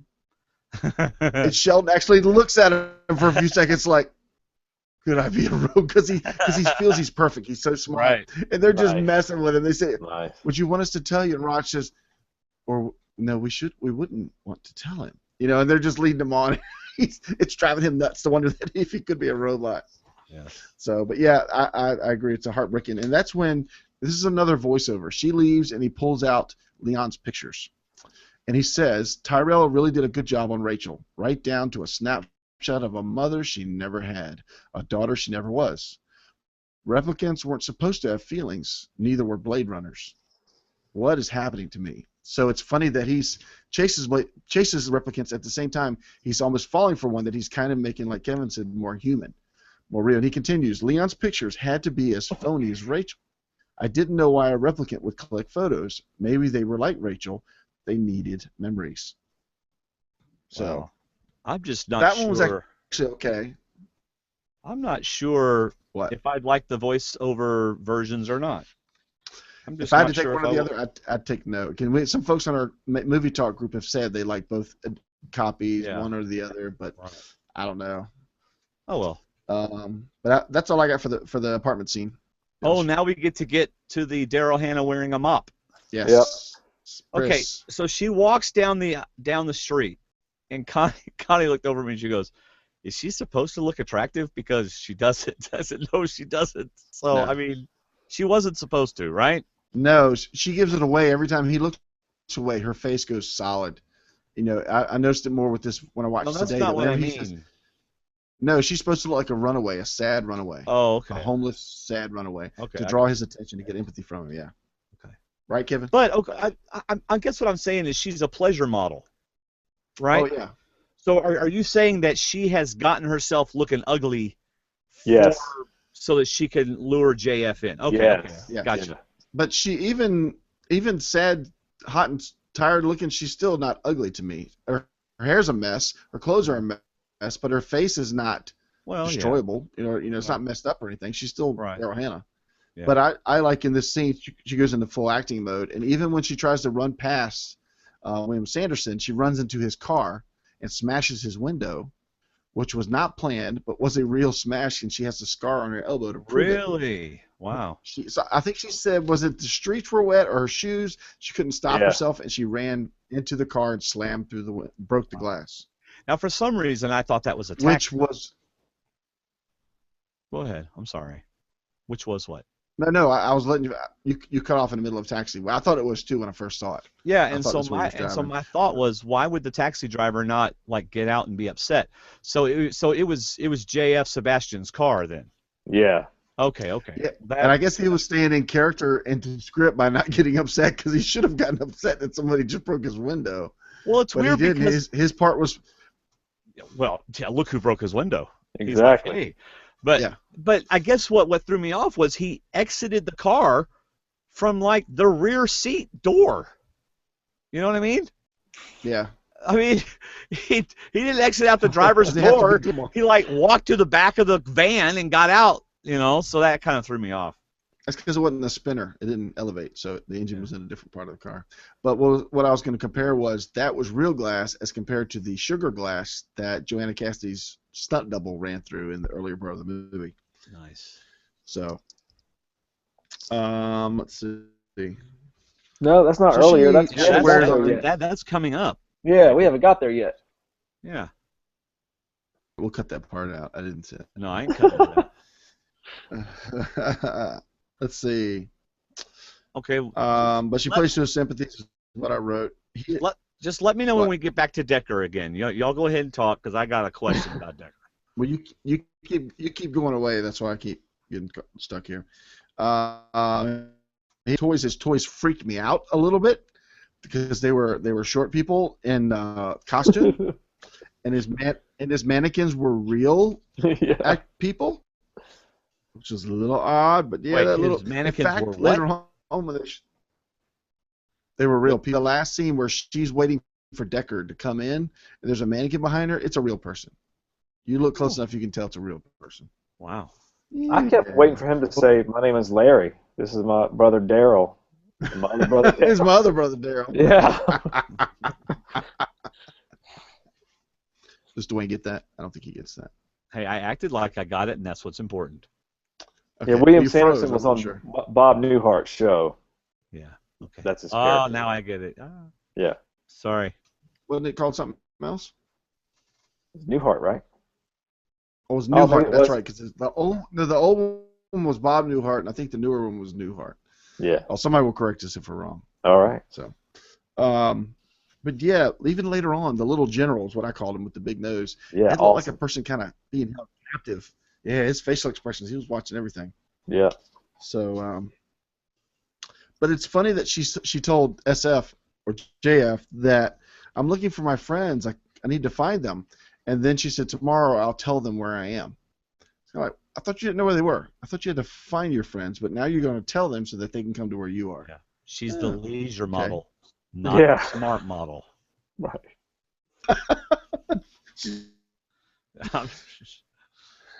All right, so we'll get back to JF's place more later, unless you got something you want to add to it, Kevin, because I think Dwayne's ready to move on. No, I think that.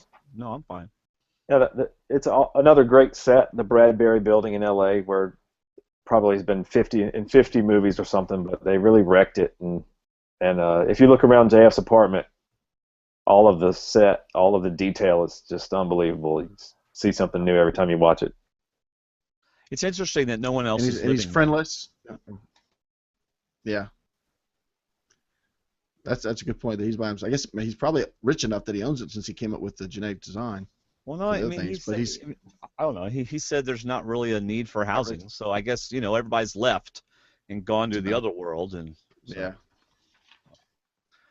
The physical. He tried to leave as well. Yeah. But that's all. That's all we got in that scene. We get more later. But now we're back to Deckard's place where he's looking at pictures. Yes. And decides to dissect one of them. Okay, but before that, somebody explain to me what the heck is it with the unicorn? All right. If you want that explanation now, then Well, I mean, this is when he dreams about it or whatever. So what's the deal? Am I supposed to know right now? Is it supposed to mean you're not supposed to know right now. You're just supposed to take it in and wonder and hope for the best. Okay, well then they have succeeded. Okay. So now we can move on to this amazing photo technology that can turn photos into photos. You can take a flat 2D image and look behind it. Hey, that's better than the computer display in the spinner, right? That's right. Yeah, whatever. Something in the movie that has not happened yet. Pretty amazing. Right. Anyway. So yes, so he looks at picture and has one of Leon's photos. He sees, isn't that Roy? In fact, he says in the deleted scene, he says "Hello, Roy" in a deleted scene. Yeah. Oh. There you go. And Zora. And Zora in the back. Yeah. That's her at the very end. Yeah. So now you've got this 800 disc superset of Blade Runner. Does that have all the deleted scenes in those? Because none of mine. Well, although I didn't check mine for deleted scenes. Yeah, there's a separate archive feature that has all of the deleted scenes with all this crappy voiceover that wasn't used in it. Yeah. And he has an actual picture enhanced DVD.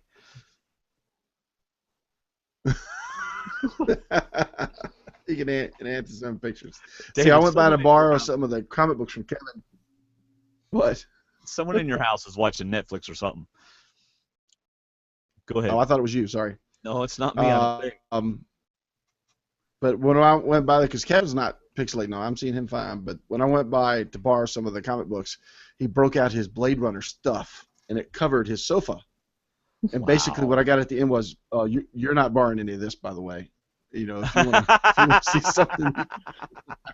But you ended up borrowing like three of them. I did. I got the Dangerous Days and I got the international cut. So I warmed down. David, I just watched the final cut, and that's all I got to go on. All right, go ahead. So a few things disappeared, like a brooch in Summersby. But anyway. Let's see. Yeah.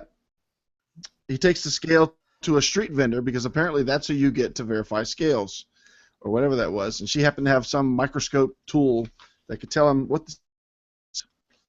which was pretty cool. Manufactured finest quality, superior workmanship, and a serial number, and it's a snake scale, not a fish scale. Which is, I guess, why he took it to her, because she might have been a fish vendor or something. And that's. Go ahead, Kevin. Well, the interesting thing about that is we talked about how crappy everything's gone downhill in 2019, but you got genetic designers on every corner. There's the eye guy, and there's the fish guy, and there's the snake guy, the Abdullah, Yeah. So. And we have spaceship cars. Spinners are great. Little pockets of technology. Yeah, little pockets of technology amidst this bad area. Yeah. Well, how about the fact that this guy puts his serial number or whatever on every single scale? Wow. That's detail. All right, go ahead. But he goes. So she goes to the snake maker. Now, in the final cut, could you hear him talking to the snake maker? Did you hear in the final cut, they clean that up a lot. The Abdul Hassan and Deckard's conversation is pretty clear, and it matches the lips movement. Everything's cleaned up. Actually, you sure it's not? You sure it's not the international? Because the international I watched. No, it's not. You have to watch it again because Deckard's mouth is moving, and he's not what he's saying. Yeah, you can tell it's voiced over, but yeah, okay. So you're saying the final? Yeah, they fixed it up. Yeah, in fact, they used Harrison Ford's son, and used the bottom of his jaw because he resembles his father, and superimposed it with him reading the dialogue as it should sound, and it looks great. Yeah. So the guy in the store was Harrison Ford's son? Just the bottom of his face, over top Really? of Harrison Ford's mouth.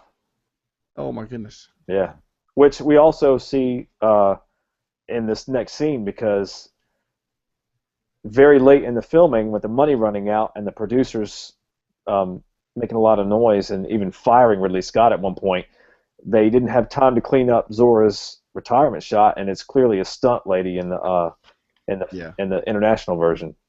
Bad wig and everything. And they took her in 2007 or whenever, or 2001, and they reshot it like they used Harrison Ford's son, and the final cut looks fantastic. They fixed it. So they almost fired Ridley Scott? Oh, they did fire him. And Cronenweth and the DOP too. They were like, "You're done. You're taking too long. You're over budget." And then they pretty much just came back to work. Well, tell me more. Tell me more. Well, they from the beginning, I think that Ridley had to delay and reshoot the first 2 weeks of material, so they were behind the whole way. And he was pretty staunch about not bowing to Yorkin and Parenchio, these guys who had funded everything.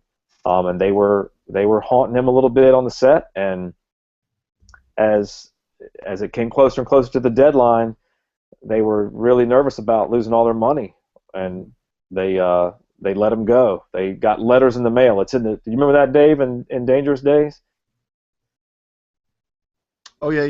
Yeah, they all got letters saying don't come back to work, and they kind of laughed it off, I guess, and came back and finished anyway. Come back. Yeah, 2 of them were able to come back to work, but all the rest got notices they weren't needed anymore. That's how they were cutting out the rest of their funding. Yeah, so well, now Kevin saying that they came back anyway. Yeah, they did, but they got notices not to, as in you weren't going to be paid anymore. It was about, I think, their devotion to the project. They just said, "Look, we know we got these notices, but this movie needs to be finished," and they came back to work on the set and wrapped up as much as they could. There wasn't any money for that shot of Zora's retirement, but I think they were all aware that they were on to something special at that point. Right. Okay. So he goes to see the snake maker, and the snake maker tells him finally to go to Chinatown, which is where I thought the whole movie was anyway, to find the snake buyer, the person who bought the snake, and Taffy Lewis. Yes. So he bought the snake and gave it to Zora to use, or she just uses their snake? My impression is that he purchases a snake for his dancer. That's what I got. Yeah. Okay. When in real life. Yes, that's what I was about to say. The same thing. Go ahead. Yeah, that's her snake. She brought that with her and used it on the set. I read about that. Yeah. She said, "Tell Ridley I'm definitely the one for the part." So. Yeah. She was much more attractive in her get-up than she was after she got showered and put on that horrible outfit. And her hair and everything, I thought she was more attractive with her hair slicked back and everything. She looked younger. And then whenever they got her in her, clear raincoat and everything, and her hair on that, she looked old. Yeah. So it was interesting to me. But see, I like the idea that it was two drastically different people, because that's kind of what you can do with the artificial intelligence or robot, so to speak. You could almost make them into different people as you want them. So she was basically turning into two different dancers, by the one she was in the beginning to the one she was in the end. But if you got two, use your own pet snake. Yep. Oh, well, here's what I was going to say. Mark Deal says, just a piece of trivia, Joanne Cassidy, as we just said, used her own pet snake in her scenes, a Burmese python named Darling. So. Yeah, my thought was, if you're figuring out that Deckard is not who he says he is, why would you put on that get-up to run away from him? Yeah. It was probably the worst thing to put on to run in that weather. I think one of the things they pointed out was that she's putting on these big heels inside the dressing room, but when you see her later running, she's wearing flats. That's just one of those inconsistencies. Yeah. I didn't even see the first time I watched it. I didn't even realize who she was. Yeah. Until he killed her. And then I went, oh, she must be a replicant. Yes. Before that happened, though, we did get the first FaceTime call of the movie where Deckard calls Rachel on, I guess, the little FaceTime box. Yep. And, you see how much it cost? $1.25 or something like that. Yeah. $5, yeah. That's still a pretty cheap call for 2019. Guess not everybody has cell phones yet. Yeah, apparently all cell phones have been banned, and there are no more cell phones in 2019. But if you think about it, in 1982, would you have even imagined cell phones? You know, I'm not that creative. I know it's just crazy when you think about it. Yeah. And what's really crazy is people that like that Star Trek. A lot of what they did is very progressive thinking for that time. Because, we look back on these things and we're like, okay, that looks cheesy, but back then they were imagining stuff out of nothing, and Star Trek, and then what's that one with Tom Cruise? Minority Report?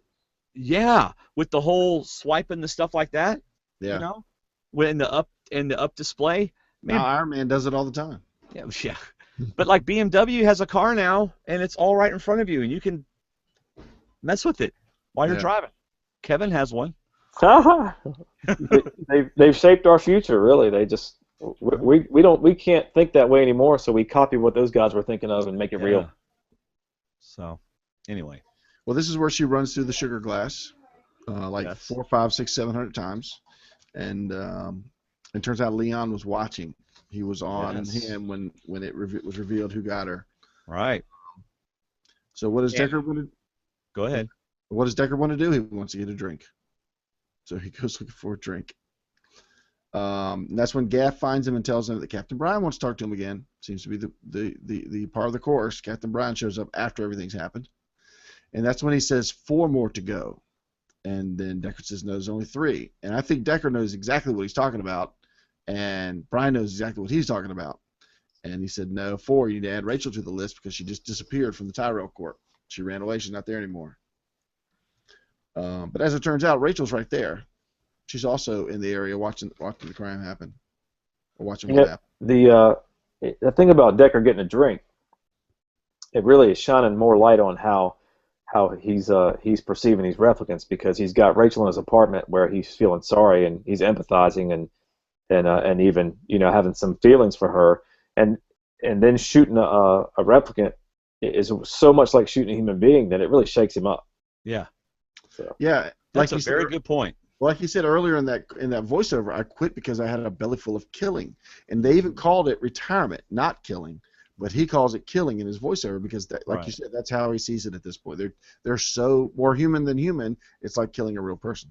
Well, now, that would further explain why he falls for Rachel. Yep. Yeah. Good job, Kevin. And the voiceover with Zora's retirement was that didn't make me feel any better about shooting a woman in the back. Nice. I mean, he's got those demons about the killing and. Right.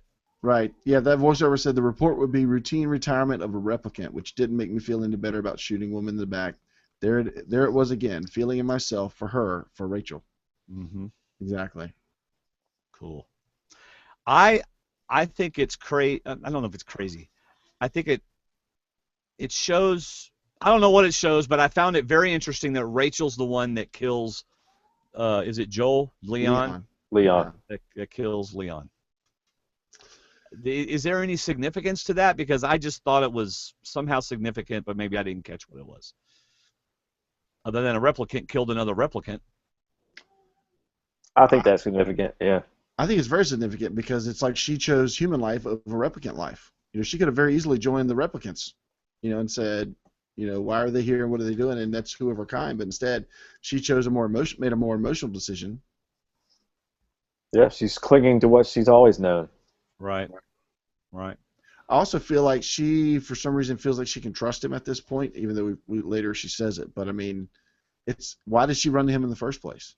Something about him made her feel safe for her to run to his apartment when she should have just ran. But instead of running, she wants to take care of what was said. She wants to mend whatever may have been said or brought up, and she goes right to him to fix it. Right. But I don't know. I took that as significant too when she showed up at his place. Well, are you talking about the first time she showed up at his his place? Oh, okay. Yeah. She's worried about what Tyrell said to him. What did he say to you? Why did you don't listen to what he said? Yeah. So, and not only does she shoot him, she blows up a hole in his head, which I'm surprised didn't get all over Harrison Ford, or didn't hit Harrison Ford at some point or another, because she blasted him pretty good. Yeah. I thought it was funny that Deckard knew all along. Bryant told him the only way you can hurt Leon is to kill him. That's how tough he is. Right. And the first thing he does is a straight right. It didn't even do anything. Yeah. Why didn't you try kneeing him in the, in the Yeah, poor Brian. What's his name? Brian James, I think was his name. The actor. Breon James, yeah. Breon James, yeah. He's like, you're not going to get any lines until you die. So you're going to get all these quotes. Painful to live in fear, isn't it? Awesome. One of his great quotes. Nothing is worse than having an itch you can never scratch. And then his last one was, "Wake up, time to die." Those were great quotes. I'm like, poor guy, he got them all in like 30 seconds, but still, those were all great quotes. And Ridley Scott, he's heavy on the eye imagery and the eye concept. I mean, the first thing we saw in the movie was the eye. Yeah. Uh-huh. And then Leon is clearly going for Deckard's eyes when he bites it. He's going to give him the... Yeah. Yeah. So they go to back to Deckard's place for a little post-shooting counseling. And he's like, now you know how it feels. Now you should part. It's almost like couples therapy. Yeah. That's my kind of couples therapy. He's like, welcome, you're part of the business now. And she goes, no, I'm not in the business. I am the business. Awesome line. Awesome line. Exactly, where she pretty much says, I know what I am now and what I did. So, and I love that she goes to him and asks as she watches him. That's another scene that's extended in the international cut, I think, where she watches him clean up. And she says, would you chase me? Or would you come after me? What if I went north? And would you hunt me? He says, no, I owe you one. And then he walks past, gives the dramatic pause and says, but somebody would. Somebody's going to come after you because your name's on the list now. And it's worth mentioning, and I can make it rhetorical, but when he says that, his eyes are red. Next. Is that the scene? Because I wrote that down next. This is where he kind of walks past her, and Ridley does the genius move of focusing on Rachel, but putting Harrison Ford out of focus. Yep. He's not in focus, but if you look at his eyes, he's got that glare, and she has the same exact glare, which I think now would be a great time for Dwayne to pull up his AFI quote, if Kevin's all right with it. Sure. At this point, because this is where you actually... To me, this is what was so great about not knowing who the fifth one was. They should have left that in there because we never would have. It could have been Gaff for all we knew. Right. He could have been somebody that came back sooner, but still. So go ahead and play that, Dwayne, if you're ready. Blade Runner is set in 2019 in Los Angeles, and had a very particular look to it all. We had, I think, 50 nights of work on the back lot of Warner Brothers. Cold, rainy often. It was a tough shoot, tough movie to make. Rick Deckard is a kind of detective of the future whose job is to track down and identify replicants. There was a bit of contest between Ridley and I over whether or not Deckard, the character I played, was a replicant or not, and Ridley preserved his options, and he did at the end indicate with one little bit of origami that Deckard may in fact be a replicant. For myself, I felt that it was important for the audience to have a human representation on screen that they could identify with. So I resisted the idea of being a replicant, I suppose, as a replicant would. Now, because of what Harrison Ford said, if the actor, in this case Harrison Ford, plays the character as a human, then I see the character as a human. So even if Ridley Scott wanted to kind of tease everybody, is he a replicant or not, the actor played this character as a human. So for me, he was not a replicant. I agree, but at the same point, I would love the idea of having an actor like Harrison Ford and saying, no, in the end, you will not be a replicant, and then get to the end of the movie, oh, by the way, you're a replicant. So have him play it as human as possible, and then put the twist on the actor. You know, if Harrison Ford's that good, which he is, about playing something that real, that human, don't tell him. Yeah, Let but him that's play it not that what way. happened, though. But that's No, it's not what happened. I'm just saying that I'm rewriting, Dwayne. That's what I do. I rewrite things. I'm just saying it would have been cool for him to pull it off. Of course, Harrison Ford would have been mad and walked off the set, you know, and this, that, and the other. I think it's I think it's interesting how of all the creators who work on a film like this, and produce this final thing that we can all watch, that they have as many different perspectives as we have.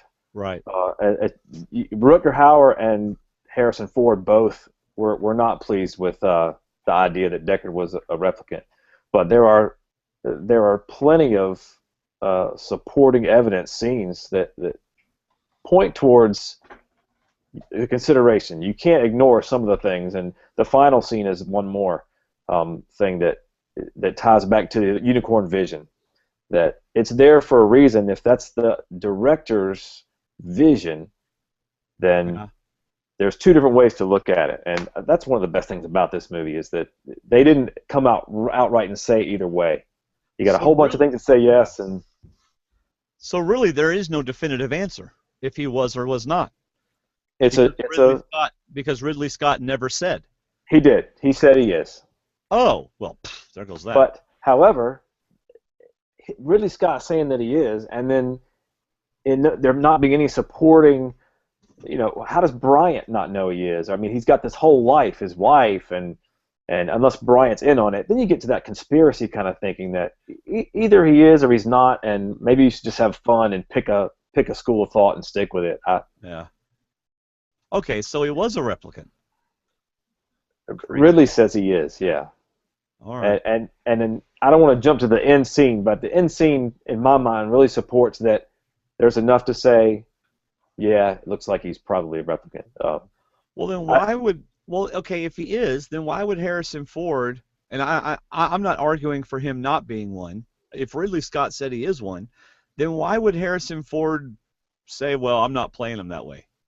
I suspect that Ridley didn't come out and say that until later. Okay. That there's a bunch of scenes thrown together, and then there was a big controversy. The movie didn't do well. Then there was different cuts, and I think ultimately, you know, Ridley was saying, "Look, this is kind of the way. If you don't see it this way, you're not seeing what I want you to see." Okay. Yeah. Well, now I got to watch it again, knowing he's a replicant. It's like Sixth Sense all over again. It is. And I'm not going to tell you why, in case you have not seen Sixth. But there's no replicants in Scene 6. There are no replicants, but I see dead people. I see replicants. Yeah, I see replicants. All right, so Harrison Ford, so Deckard, or Deckard as he calls him, is a replicant, but doesn't know it, much like Rachel, right?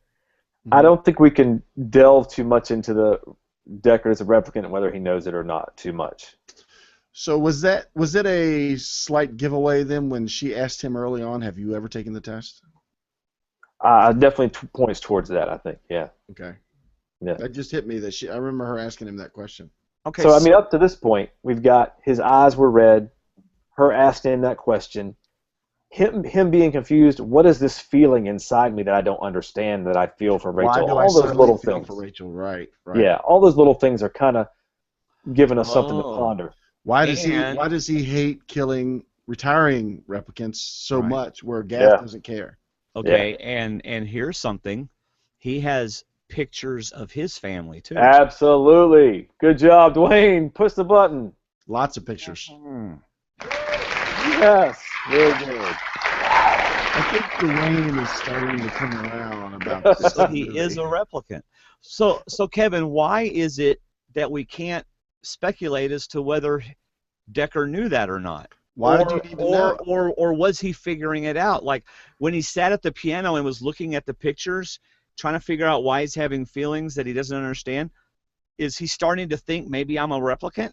I think there's some identity crisis. Okay. I do. I don't. I never felt like he outright came and came to terms with and said, "Oh, I'm a replicant." In fact, that smile. Well, again, we're going straight to the end scene so much. But okay. Even at this point in the film, when they're in the room together, right? This is when he looks at his photos or I don't know. He may have done that earlier, but Yeah. I mean, so at this point in the film, he has helped Rachel realize that she's a replicant, and I'm wondering if in doing so, he kind of helped himself realize that he may be a replicant. That's kind of where I'm at. Could be. Absolutely could have. He's clearly in flux with his feelings, and Yeah. that resolution isn't solid. Right. Even with everything that's pointing toward it. Again, it's one of these ahead of its time, kind of ambiguous ending movies. Well, it makes sense though. It does make sense. And it really makes some things a lot more cool, like the whole pictures on the piano and things. Yeah. Yep. Really makes them a lot more interesting. I tell you what really Deckard is. Deckard, or Deckard, is John Wayne in the future. Because John Wayne, when he wanted a woman, this is why I hate John Wayne movies. That's why I hate John Wayne movies. He would push them, throw them against the door. They go, I don't want to kiss you. You're going to kiss me, woman. And he kissed, I mean, his inner John Wayne came out as Rachel struggles and doesn't want to be with him, and I command you to tell me you want me. So. Yeah. Yeah. What was the purpose of this scene? Because I got the fact that she did not want to give in to human desires because she was realizing she's not a human, and he was. Really? She just didn't. To me, that's what it was. She just didn't want to go down that path. It's like she just wanted to leave. Whether she cared for him, but I don't know. That's what I got out of her leaving. But he wanted what? To make her feel more human? Wanted her to feel like she could be more human? What was that scene for? Because it was certainly odd to throw that scene at the end. Rachel, let me show you what it's like to be human now. Come over here. I definitely felt like the scene was weird, and if we're going back and forth between Deckard is or Deckard isn't a replicant, I'm gonna lean towards when I first saw it, he's not a replicant. He's right. a human dealing with a replicant, and in a world where there are very few organic beings running around anymore, she definitely doesn't feel good enough to entertain this relationship with Deckard, who, right at that moment, she feels as a human. Like, everybody wants the real thing, so... Okay, he's saying what I said, but a lot better. So anyway, go ahead. Oh, no. No, she doesn't want to be more human because that's what he is. It's like she doesn't feel like she should be in there with him. So that's why she ran out? That's why she ran away? Yes, that's what I think. Why she wouldn't kiss him as well. And then he pulls her back in and basically, says, you are good enough for me. Yeah. Tell me. You are in my league. Tell me. And I think that there was from a the documentary connection.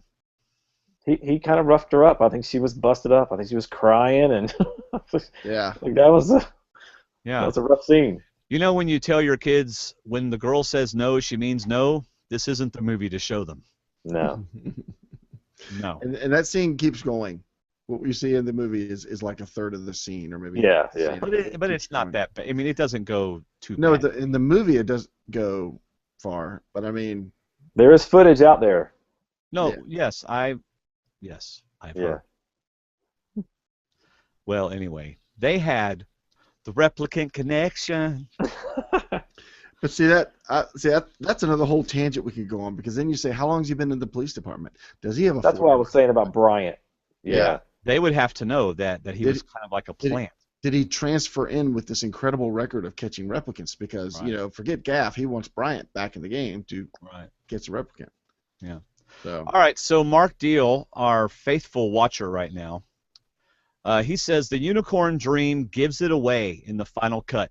Where at the end of the movie, do we want to say this now or should we wait? Well, I've already. That's what I thought we were waiting on, but. Okay, well we'll wait. Mark, we will read your quote later. Sorry. That's all right. Ba, ba, ba, ba, ba, ba, ba. Okay, so we're out of the Deckard's apartment scene, Absolutely. and Good thing. Sebastian Rachel. gets to meet Roy. Yes. And this is where you really get a close up that his mannequins are real, because you can just see they're real people. They're not. How are they real people? You mean No, like no, no, real people that are not no real. longer alive? No, like actresses. They are like Oh. playing mannequins. Sorry, Okay. they're that Well, they're not- real. They're They're that not playing mannequins. They're playing genetic material. He's experimenting Yes. with in his house. So Yes, he's Okay, I made got them. Yes, he's made them, and they're that real. Wow. yeah, This is where you see like she sniffs him to see if he's awake or something, and the little general guy is like, yes, looks like he's trapped under the helmet or something. It's weird. kind of weird. Why are you Yeah. sniffing my maker? We also learned that he's got a gland growing old too fast problem, where he's only 25, but he looks in his 40s, maybe older. Yeah. Um, We see Pris's eyes. which is important. Whose eyes? We see Pris's yes, eyes for the yes. first time. Red. And then she says, "Hi, Roy," and everybody in the room wakes up. Yeah. Because Roy's home. Yeah. Let's see. Yeah. What else you got from that scene? I got that. I mentioned it before, but this is where Roy lets Pris know that Zora and Leon are both dead now. Yep. And he looks like he's going to cry. Yeah. For a moment, and then he kind of snaps out of it because he still has Pris with him. Mhm. Clearly, they have a connection, and that's where that scene was cut out, where he mentioned they know that I've been hacking into the computers, and so now I can't do it anymore. And she says, then we're stupid and we'll die. Yeah. And he wants to encourage her. Again, it's almost like, two 5-year-olds out on the street by themselves, Right. kind of Yeah. winging it. Or Not- 4-year-olds. Or 4-year-olds. We're 3.5. Yeah. That's right, just 3.5. 3.5, yeah. Now, I wrote down that, to me, Roy was doing his best to keep up the appearance that they were like humans, because he kisses her as if they have a relationship. And if they're replicants, what do they need a relationship for if they're only going to be there 4 years anyway? But he kisses her as if to say, we're a couple. We're connected. Because one of the reasons why they had a kill switch at 4 years was because their emotions evolve. Exactly. And so he evolved into loving or really liking Prius or Pris. He was still figuring out how to express it. Right. Yep. Right. Yep. It wasn't like endless love where they figured it out quickly. It's been 3.5 years and he hadn't figured it out. And then, yeah, really. And then JF does the third wheel routine of, I'll go make breakfast. Yeah. Yeah. You two are here now. Talk about awkward, because he invites her into his apartment thinking, hey, finally a pretty girl. Awkward. Right. And then this guy shows up and starts kissing on her. He's like, oh crud, there goes that. And not just a guy, this 6'5" Yeah. platinum bodybuilding. Yeah. Right. This movie star. Yeah, he talks about how perfect they are. He knows they're perfect. He knows what they are. It's his work. Yeah. There you go. And then I think it's like the next day, that's why he's cooking the eggs. Roy walks into like a billiard room or whatever the room is, and walks right up to the chessboard. And I love how this little thing turned into a plan to get them into the Tyrell Corporation, where he sets down the move. Once he finds out who he's playing against, Yeah, I liked how his mind is so quick that, the moment his eye saw the board, he made the move. Yeah. Yep. And that's also when Sebastian asks them what generation they are. And he figures out they're 6s, and it's like, oh, yeah, that's part of me inside of you. I'm like, dude, you're slow. For a genetic engineer, you're not very quick on the upkeep. Well, he didn't exactly come across as quick on the upkeep ever. The uptake, whatever. No, he didn't, whatever. but still, be a genetic engineer. Well, I guess the Pris's disguise worked at first. Yes. He still was thinking of her as this little lost girl, and then Roy comes in, and then it's pretty obvious that there's a Terminator family in the room. It's time to go. It's time to go make eggs. Yep. Of course, he probably should have known. Let's just be practical here. He probably should have known the fact that he was asleep without her, that he had no chance with her anymore. Yeah. I mean, wouldn't you think that? And then the guy shows up the next morning. Yeah. And it just nails the final nail in the Now, when coffin. I was listening, y'all may have heard this the first time, but I didn't hear it on the final cut as well. I don't know if it was the headphones I was wearing or what, but around these scenes, there are a lot of little voices going on Oh, around yeah? the room. Oh, yeah. I I don't know if didn't it's, hear it's that. probably the little dolls, the little toys. Oh yeah, But, the voices. yeah. Yeah. But if you listen, you can hear them. It's like, is there somebody else talking while I'm sitting in there? But yeah, there's nice surround sound voices going on throughout these scenes. How does he ever expect to have a girlfriend if every time they come home to his apartment, there's like 80 weird things watching you? It's Exactly. creepy. All right. Um, The manipulation Pris and Roy are putting on him when they start to sculpt this plan. Yeah. Sanderson, the guy who's playing Sebastian, he really pours it on because they really are leaving him no choice other than to get them in to see Tyrell. mhm. And if you look at his face, he's really starting to cry Oh, yeah. and break down emotionally when he realizes, man, I'm stuck. There's nothing to do. There's no way I can get out of this. Right. And they just look at each other and go, "Yeah, we got him." It's pretty grim, pretty Yeah. Yeah. foreboding. I like how he asked them to do something, like do a trick or something to show what they are. And Oh yeah, yeah. Roy's like, we're no computers. We're physical. We're real. We're just real things. And she even goes back to his disease that he has and says that we have a lot in common. And then you should help us because we both have cellular decrepitude. That we're going to be fading away, and you're going to be fading away a lot faster than you should. So they play on him a lot, and then she gets all nice and cozy on him, like you said, and kind of playing on his sympathies and stuff. And yeah, like you said, without threatening him, Roy stands there and pretty much threatens him. Yeah, With yeah. his facial expressions and his body motions and stuff, and says, "Yeah, you're gonna take us." Well, he grabs him, and you can hear Sebastian make a noise like, "Okay, that hurts." Yeah. He's got a hold of him pretty good. Yeah. Yeah. Exactly. But they only want to go see Tyrell so he can help them. That's all. Yes. No other reason. Right. So Tyrell's in bed trading stocks in the middle of the night. Mm-hmm. He's doing the stock market. Lifestyle of the rich and famous. Yeah, right. because what they do is they trade stocks, over in China and stuff. Yep. That's right. I like how the elevator stops midway so you can verify the occupants and who's coming up. But it's almost as if Roy knows Tyrell's weakness because immediately he jumps to the chessboard when he makes the move. Sebastian shows up in the middle of the night, calls out a chess move. He immediately jumps. He's intrigued right away by this little competition. And then so much so that he says, like, Roy gives him the next move immediately. Like you said, Roy knows the game immediately. He's like the machine that he is. And he gives him the next move they call checkmate. And immediately Tyrell is just intrigued and has to have him come up. Are you milking cookies keeping you awake? Come on up. We got to talk about this. You're having a brainstorm, aren't you? So. Well, that, and I would imagine that Roy's playing a better game than what Right. AF has been playing. Right. And I think that would tweak. Yeah, because Tyrell said, "What are you up to?"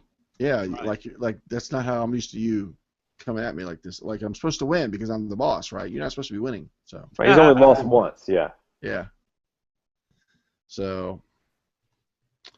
Then we get another great line where Tyrell is a little surprised. Roy, he says, "I'm surprised you didn't come sooner."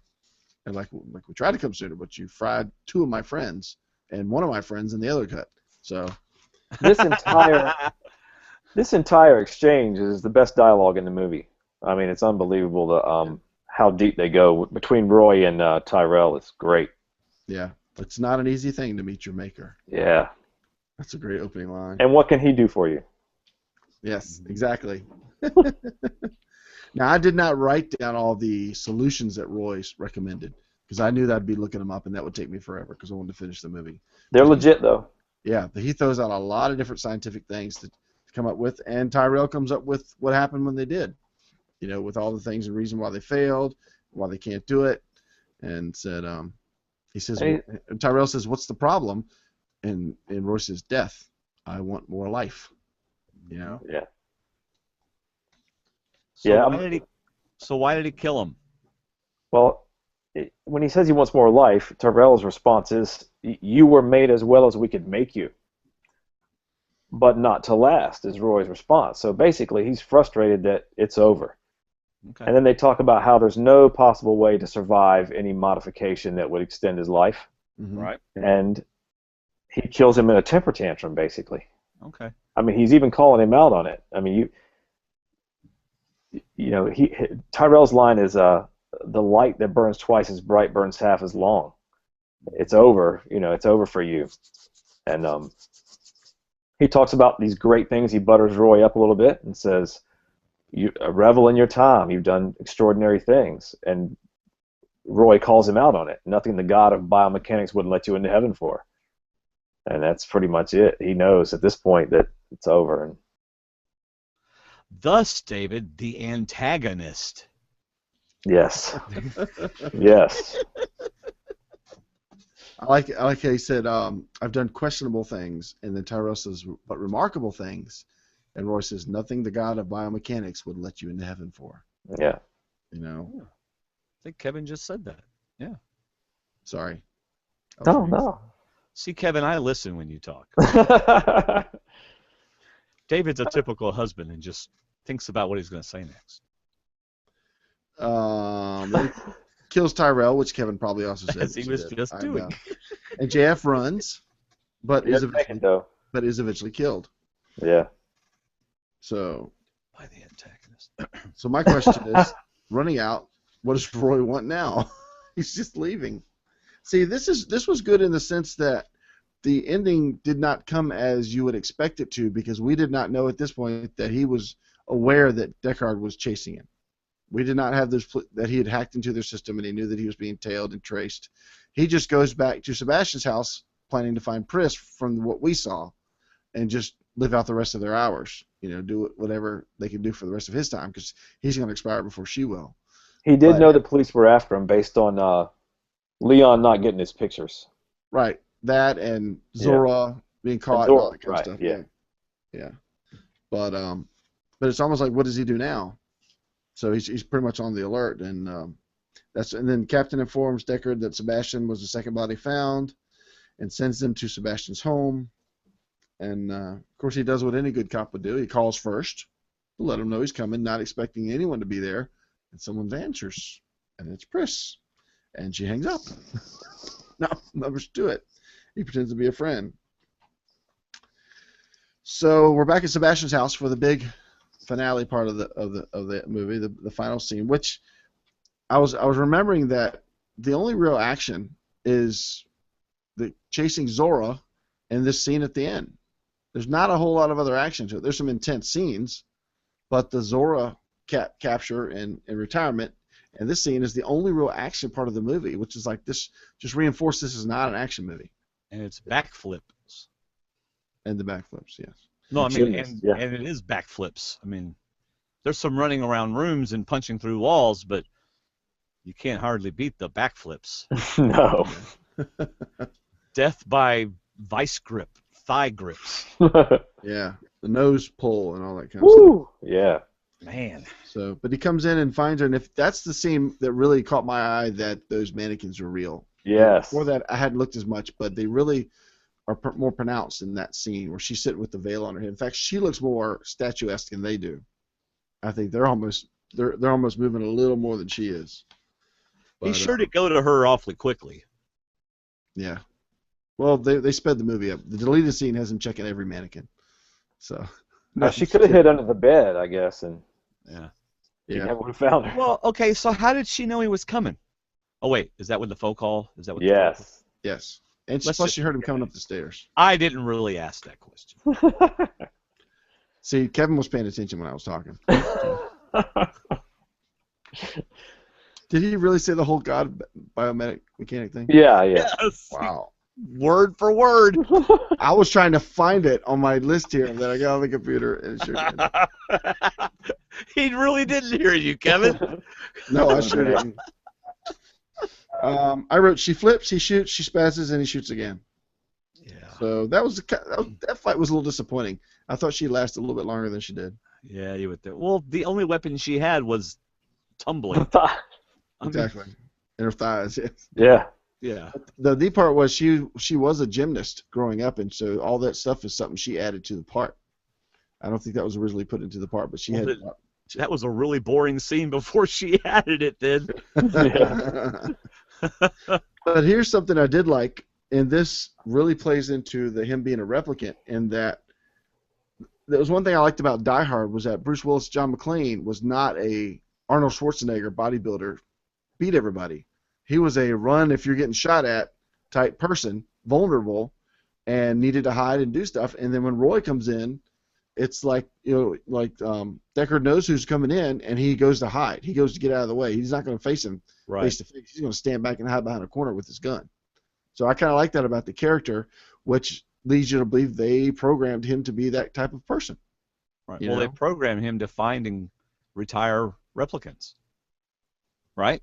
If he's a replicant, wouldn't that indeed be why they programmed him? But what did he do to find Zora or whomever that any other detective couldn't have done?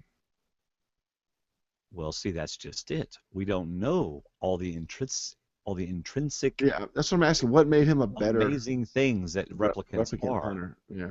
Well, that's what you want at the source of your noir, your crime noir. Is you want this just bad detective who, he's not. Gaff is not going to be what he is.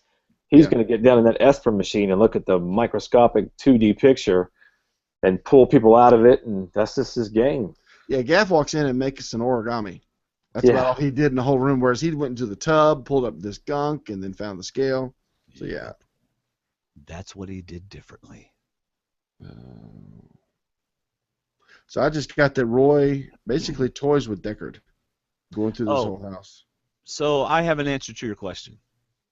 What would make him special that was any different than any other detective?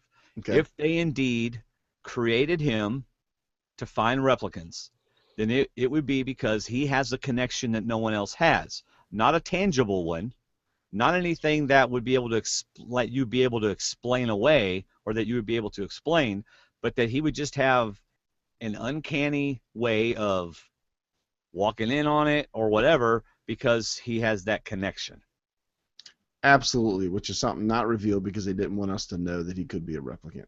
I mean I'm just. No, I agree that there has to be some tangible that makes him have a connection to them that allows him to catch him or do something. There's got to be some reason that you would make a replicant into a Blade Runner.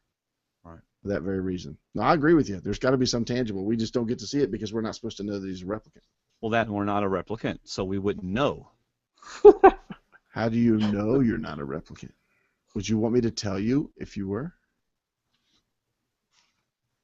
Because I was at your daughter's kindergarten party, and I remember it. Well, the term of life could be a bit longer. But how do you know I have a daughter? You know, that might be an implant. So that's right. Yeah. All right, David, come on. Let's So, go. is there Come on. anything you want to talk about before we get to the roof? Because it's just a lot of neat running and talking and. Well, I think that and watching it, I watched it in '87 for the first time, the year I turned 18, and I've watched it off and on over the years, and then watched the different versions. But recently, it's really been about Roy for me and Roy's journey from into what he ends up doing, his final act. So I see the mourning when he's mourning Pris, and the looks on his faces and expressions, and we get more of that. We shouldn't forget that it's a 4-year-old who knows this is his last day. Mm-hmm. This is it. So what dictates his behavior? What does he decide to do? Does he decide to split and leave, or does he try to get revenge on the person who killed Leon and Pris and Zora? Right. And so I think a lot about Roy and his thought processes, and the howling is great. It's that primal sort of, I just go with what I feel, and then he goes on the hunt. Yeah. And it's almost like he doesn't want it to end too quick. He wants it to last because I feel like there were times where he could have ended it. He could have finished. He could have ripped his arm off. Sure. Yeah. Instead of just breaking his fingers. Yeah. But by the way, this is when Connie left. She made it all the way to this to this part of the movie. Really? And this is what she said. Well, I know there's going to be a bunch of brutal beating up. I don't need to watch that. and she's like, I'm just going to go down and watch Blue Bloods. So, But that's just it. It wasn't. The only time they made contact was with the fingers that he broke, and then at Right. the end. Otherwise, he Right. was running from him. Well, he got him with the pipe, Yeah, Yeah. that's true. That's true. and the nail in the hand was really bad in the Now- international cut. I was going to say, as a matter of fact, I have to work tomorrow night because I have to do an overnight thing at work we're upgrading our system. And if I get tired, I'm not going to be sticking a nail through my hand to keep me awake or to keep me alive for the next 4 hours. Yeah. That's what 5-hour energy is for. What I noticed was he put the nail in his hand, but at times he would grab Harrison Ford's arm, but Decker didn't act like he'd had a nail put in his arm. Was that just a mistake, or? It was flush with the palm, I think, sticking Oh, out the okay. other side. Okay. I guess I thought about that too, but But that's like to come back to the hand gripping at the beginning of the movie where I think his time is getting short Yeah. and he right. feels it in his extremities. Let's No, he was see. just a diabetic, and he was losing blood flow. Yeah. That's all it was. Yeah. So all you diabetics out there, when you're losing blood flow to your extremities, a nail takes care of it.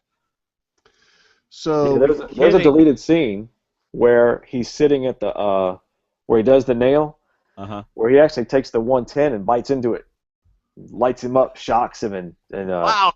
yeah. They say it's a shame they left that out, but Yeah. that might have extended his life, so they didn't want to add that in there. But it recharged his batteries. I guess so. Reset the counter. Yeah. Yeah. Um, Well, for not a very violent scene, it was very active, very fast-paced. At least it seemed to me. yeah, it was a lot of running. But the making of that scene was just as impressive as the scene itself when you see the art they put into it and all the work they put into it. But this is where we get to the rooftop where Harrison Ford's trying to get out, disappear, and hanging by a thread. And at the last second, the guy that's been chasing him, appearing to want to kill him, he slips off the ledge and he catches him and pulls him back up. So Yeah, now Dwayne, why what did you he think do when that? you saw that? I thought, why in the world did he just save him? Okay, because the voiceover just lays it out, man. I mean, he's like, in his final moments, maybe he loved life, anybody's life, and had found value in it, and that's why he saved me. Wow. Yeah. Yeah. When that goes, he says, I watched him die all night. It was a long, slow thing, and he fought it all the way. He never whimpered, and he never quit. He took all the time he had as though he loved life very much, every second of it, even the pain. Then he was dead. After this great scene where Rutger Hauer actually adds this line, he went to, isn't that the line he added with the blood? He went to Ridley Scott and said, I got this line I want to use, and it was the all those moments will be lost in time. Everything he saw, like tears and rain. And then he just says, time to die. It's like his internal clock counter is going down to 0. And he says, time to die. And then the dove, he lets go of the dove, and the dove flies up to this almost clear sky. After all the darkness and rain we've been seeing, you see a little blue up in the sky above, which is kind of neat. And it's very, it's almost like a sad moment because the guy that's been the villain for so long, that to me, that's almost where you feel sorry for him. Where his time's expired, he didn't kill the guy when he could have, but it's like everything I have is going to be lost, and it's done. And that's to me where I felt sorry for him, is if he wasn't the main antagonist, he was just trying to continue his life. He just went a very violent way of doing it. But then you get that voiceover. I watched him die all night. It was a long, slow thing, and I'm like, really? I'm agreeing with the guy in the documentary that said it just broke his heart that the movie added that voiceover.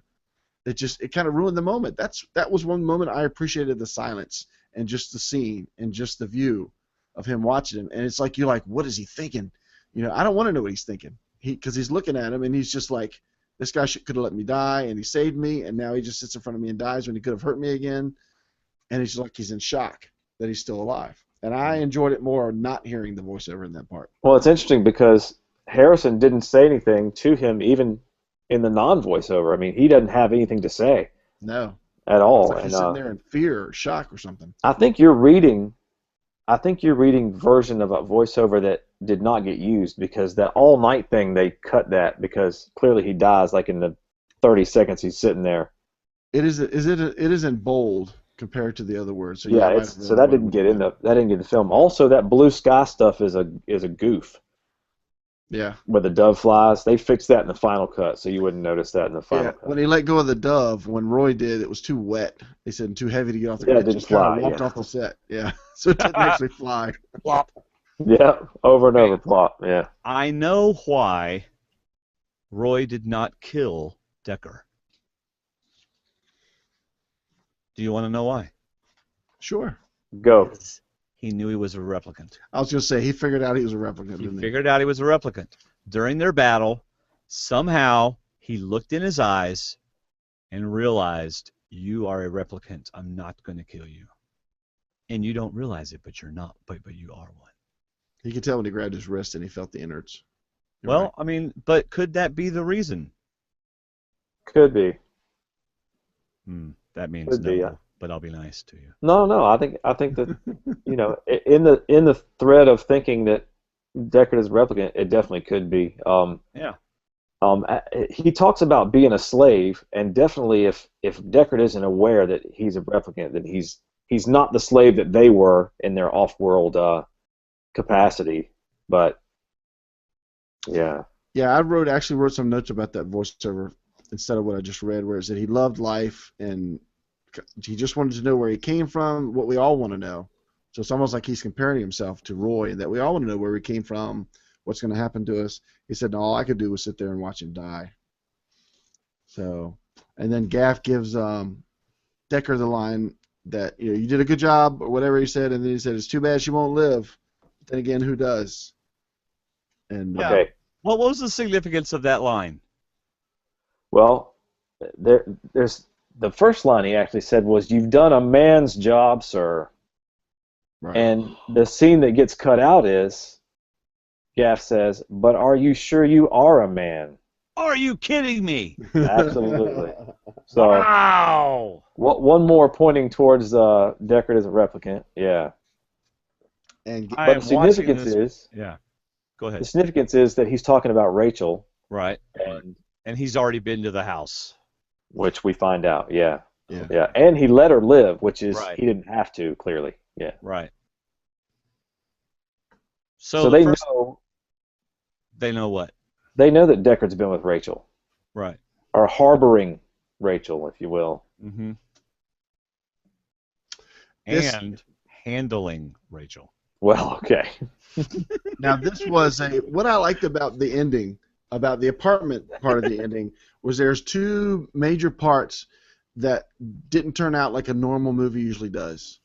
Whereas he comes home, it's all quiet, he can't find her. He goes into the bedroom and she's completely covered by a sheet. Yeah. And to me, in 70% of the movies you see like that, you expect to see blood. You expect to see something wrong, which is why she's covered. He has to pull the sheet back to reveal she's already been killed. He's too late. I thought But she was dead. I did too. That's what I think they wanted with the full covering. And that's what I liked about it was he pulled it back and she was just asleep. I didn't know it was her until he pulled the sheet back. Yeah. But anyway, that was the one. So he gets her up to, you trust me, do you love me, all this kind of great stuff. And they move on out into the hallway.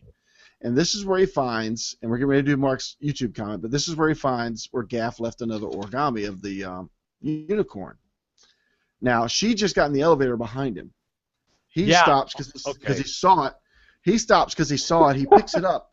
And in a normal movie, he turns Yeah. around and Gaff's in the elevator with her Yeah. getting ready to shoot her. Yeah, That's what I was happens thinking. 70% of the time in a normal movie. I was thinking, get in the elevator.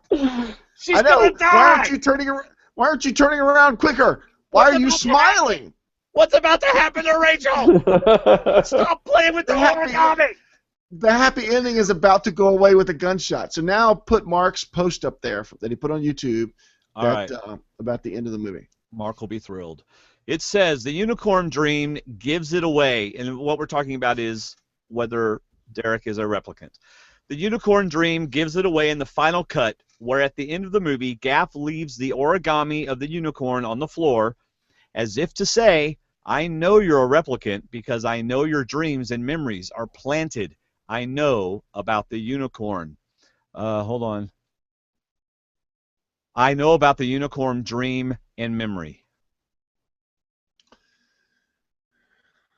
Okay, that's not the way I interpreted it. But How did you interpret it? well, now that I know the dude's a replicant, I see that. But when I first saw the movie, first of all, I was freaking out because I thought Rachel was about to get shot.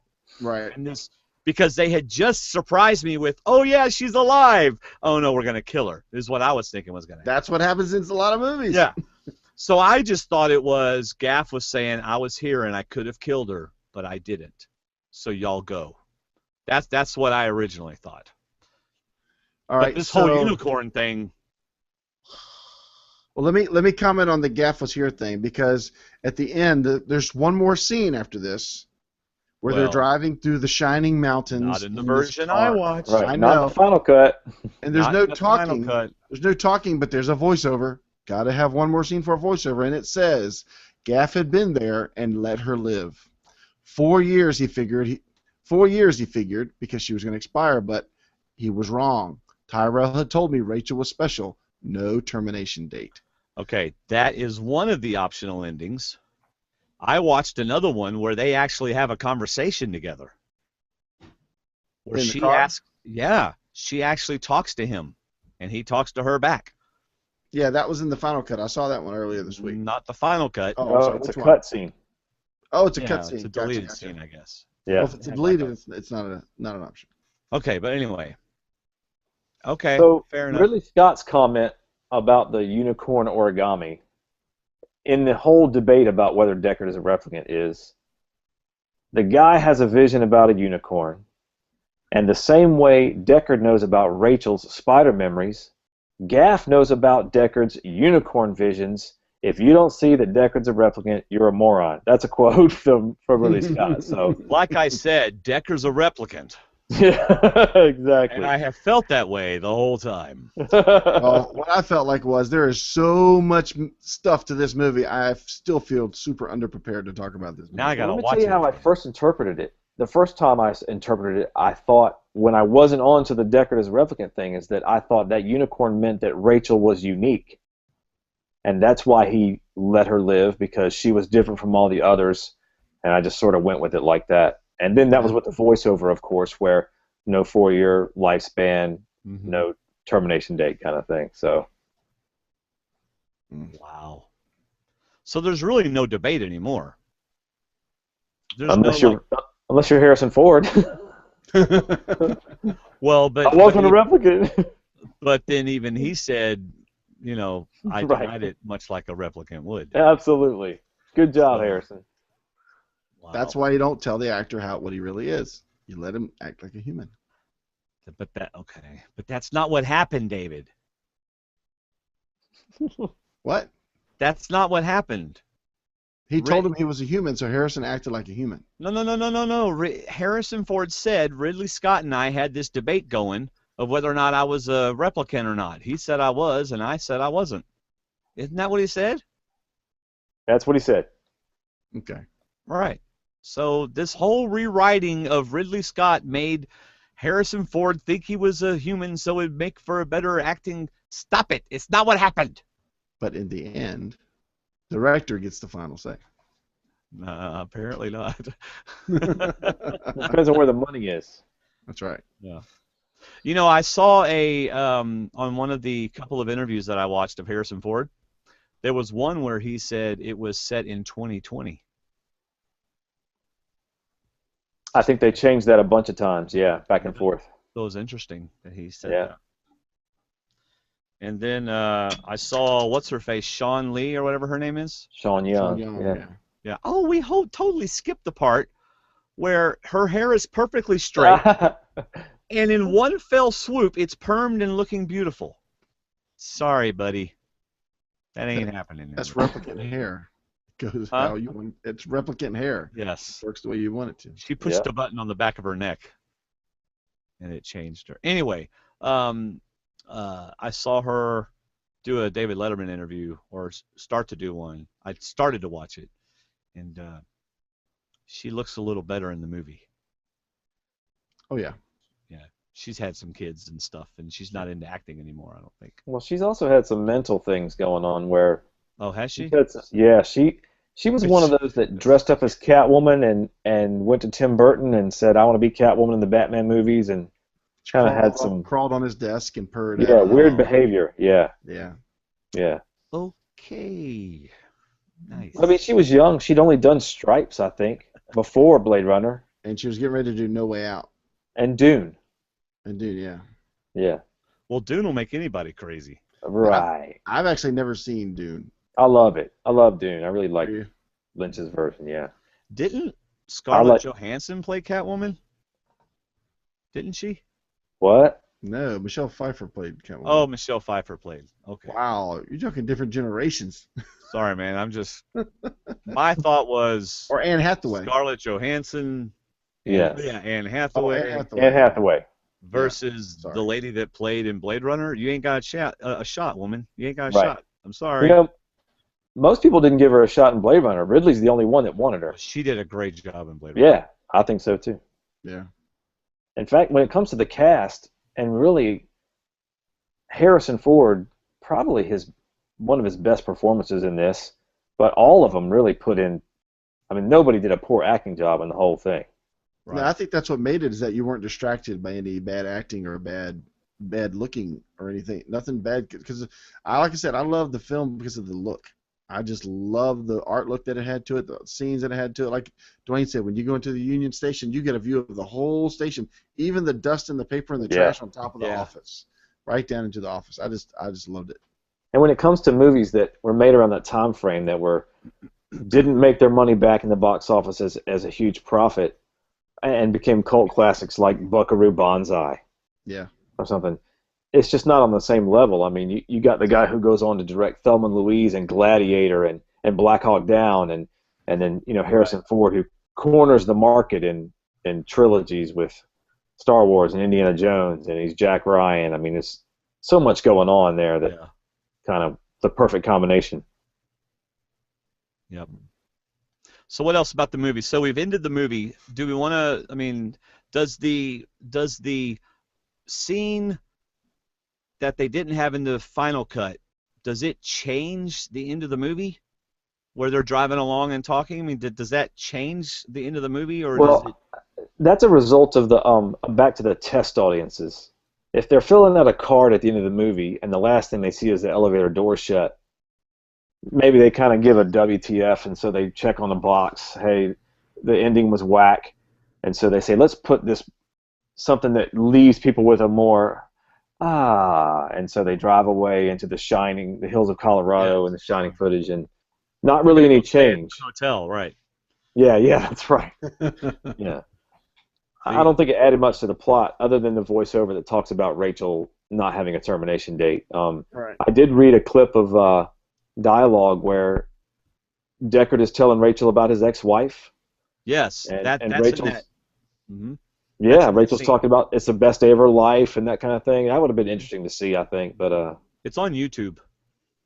I need to go track that down. See, I like the way the final cut ended with them getting in the elevator, because you just didn't know if someone was still going to be waiting at the bottom, and you knew Gaff had been there, but you just didn't know how far they got. And to me, that's what made a good suspenseful ending. Yeah. Well, You just didn't know how far they were going to get. They were still stuck in the apartment building for all we knew. Well, I didn't get that. When I saw the final cut ending, them ending in the elevator, I thought, okay, they made it. Yeah. I didn't have any thought I thought of they made it, but I didn't need any confirmation of them getting into Colorado or anything. I didn't care for that. I mean, I've had movies in where I've thought, wait a second, did they make it or not? But this one I thought, yeah, they made it. Like I mean, Inception. heck, she didn't die in the elevator. Right. They made it. Right. Yeah. Well, I agree they made it. I just liked where it ended. I didn't think it's almost like, whoa, where'd you get? You're really way far away from L.A. now, because you're in a nice place. Yeah, I thought about that too. Kind of drastic. Yeah. So, did you say Jurassic? There were dinosaurs? No. Drastic. So, is he a special replicant that lives longer than 4 years as well? Well, We don't know. we're going to find out. When? 2017. When the sequel comes out. Was There's it a 2017 or 16? I think that Ryan Gosling is cast with Harrison Ford, with Ridley Scott producing a sequel. Yeah. in pre-production right now. So Wow. apparently he lives a long time. I want to say 2017 is what I saw was the release date, the projected So. release date or something. Well, I would say that he is the same type of replicant that Rachel is. I agree. That's what I would think. See, that's just it. When knowing what you know now about that he is a replicant, you go back and you watch it, and you're like, even when Brian's talking to him, the captain is about, you're the best guy I got.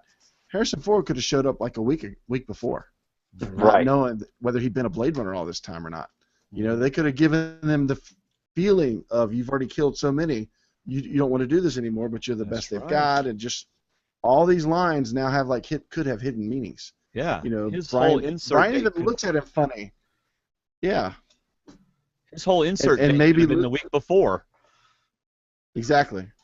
And the little people could have been something programmed in him that says you never want to be considered a little person. That could be his cue to get him to come back to work. That adds a lot to Tyrell's conversation with him about how many questions does it take. He was having a lot of fun if he's looking right at the replicant. He knows he's. Yeah. Wow.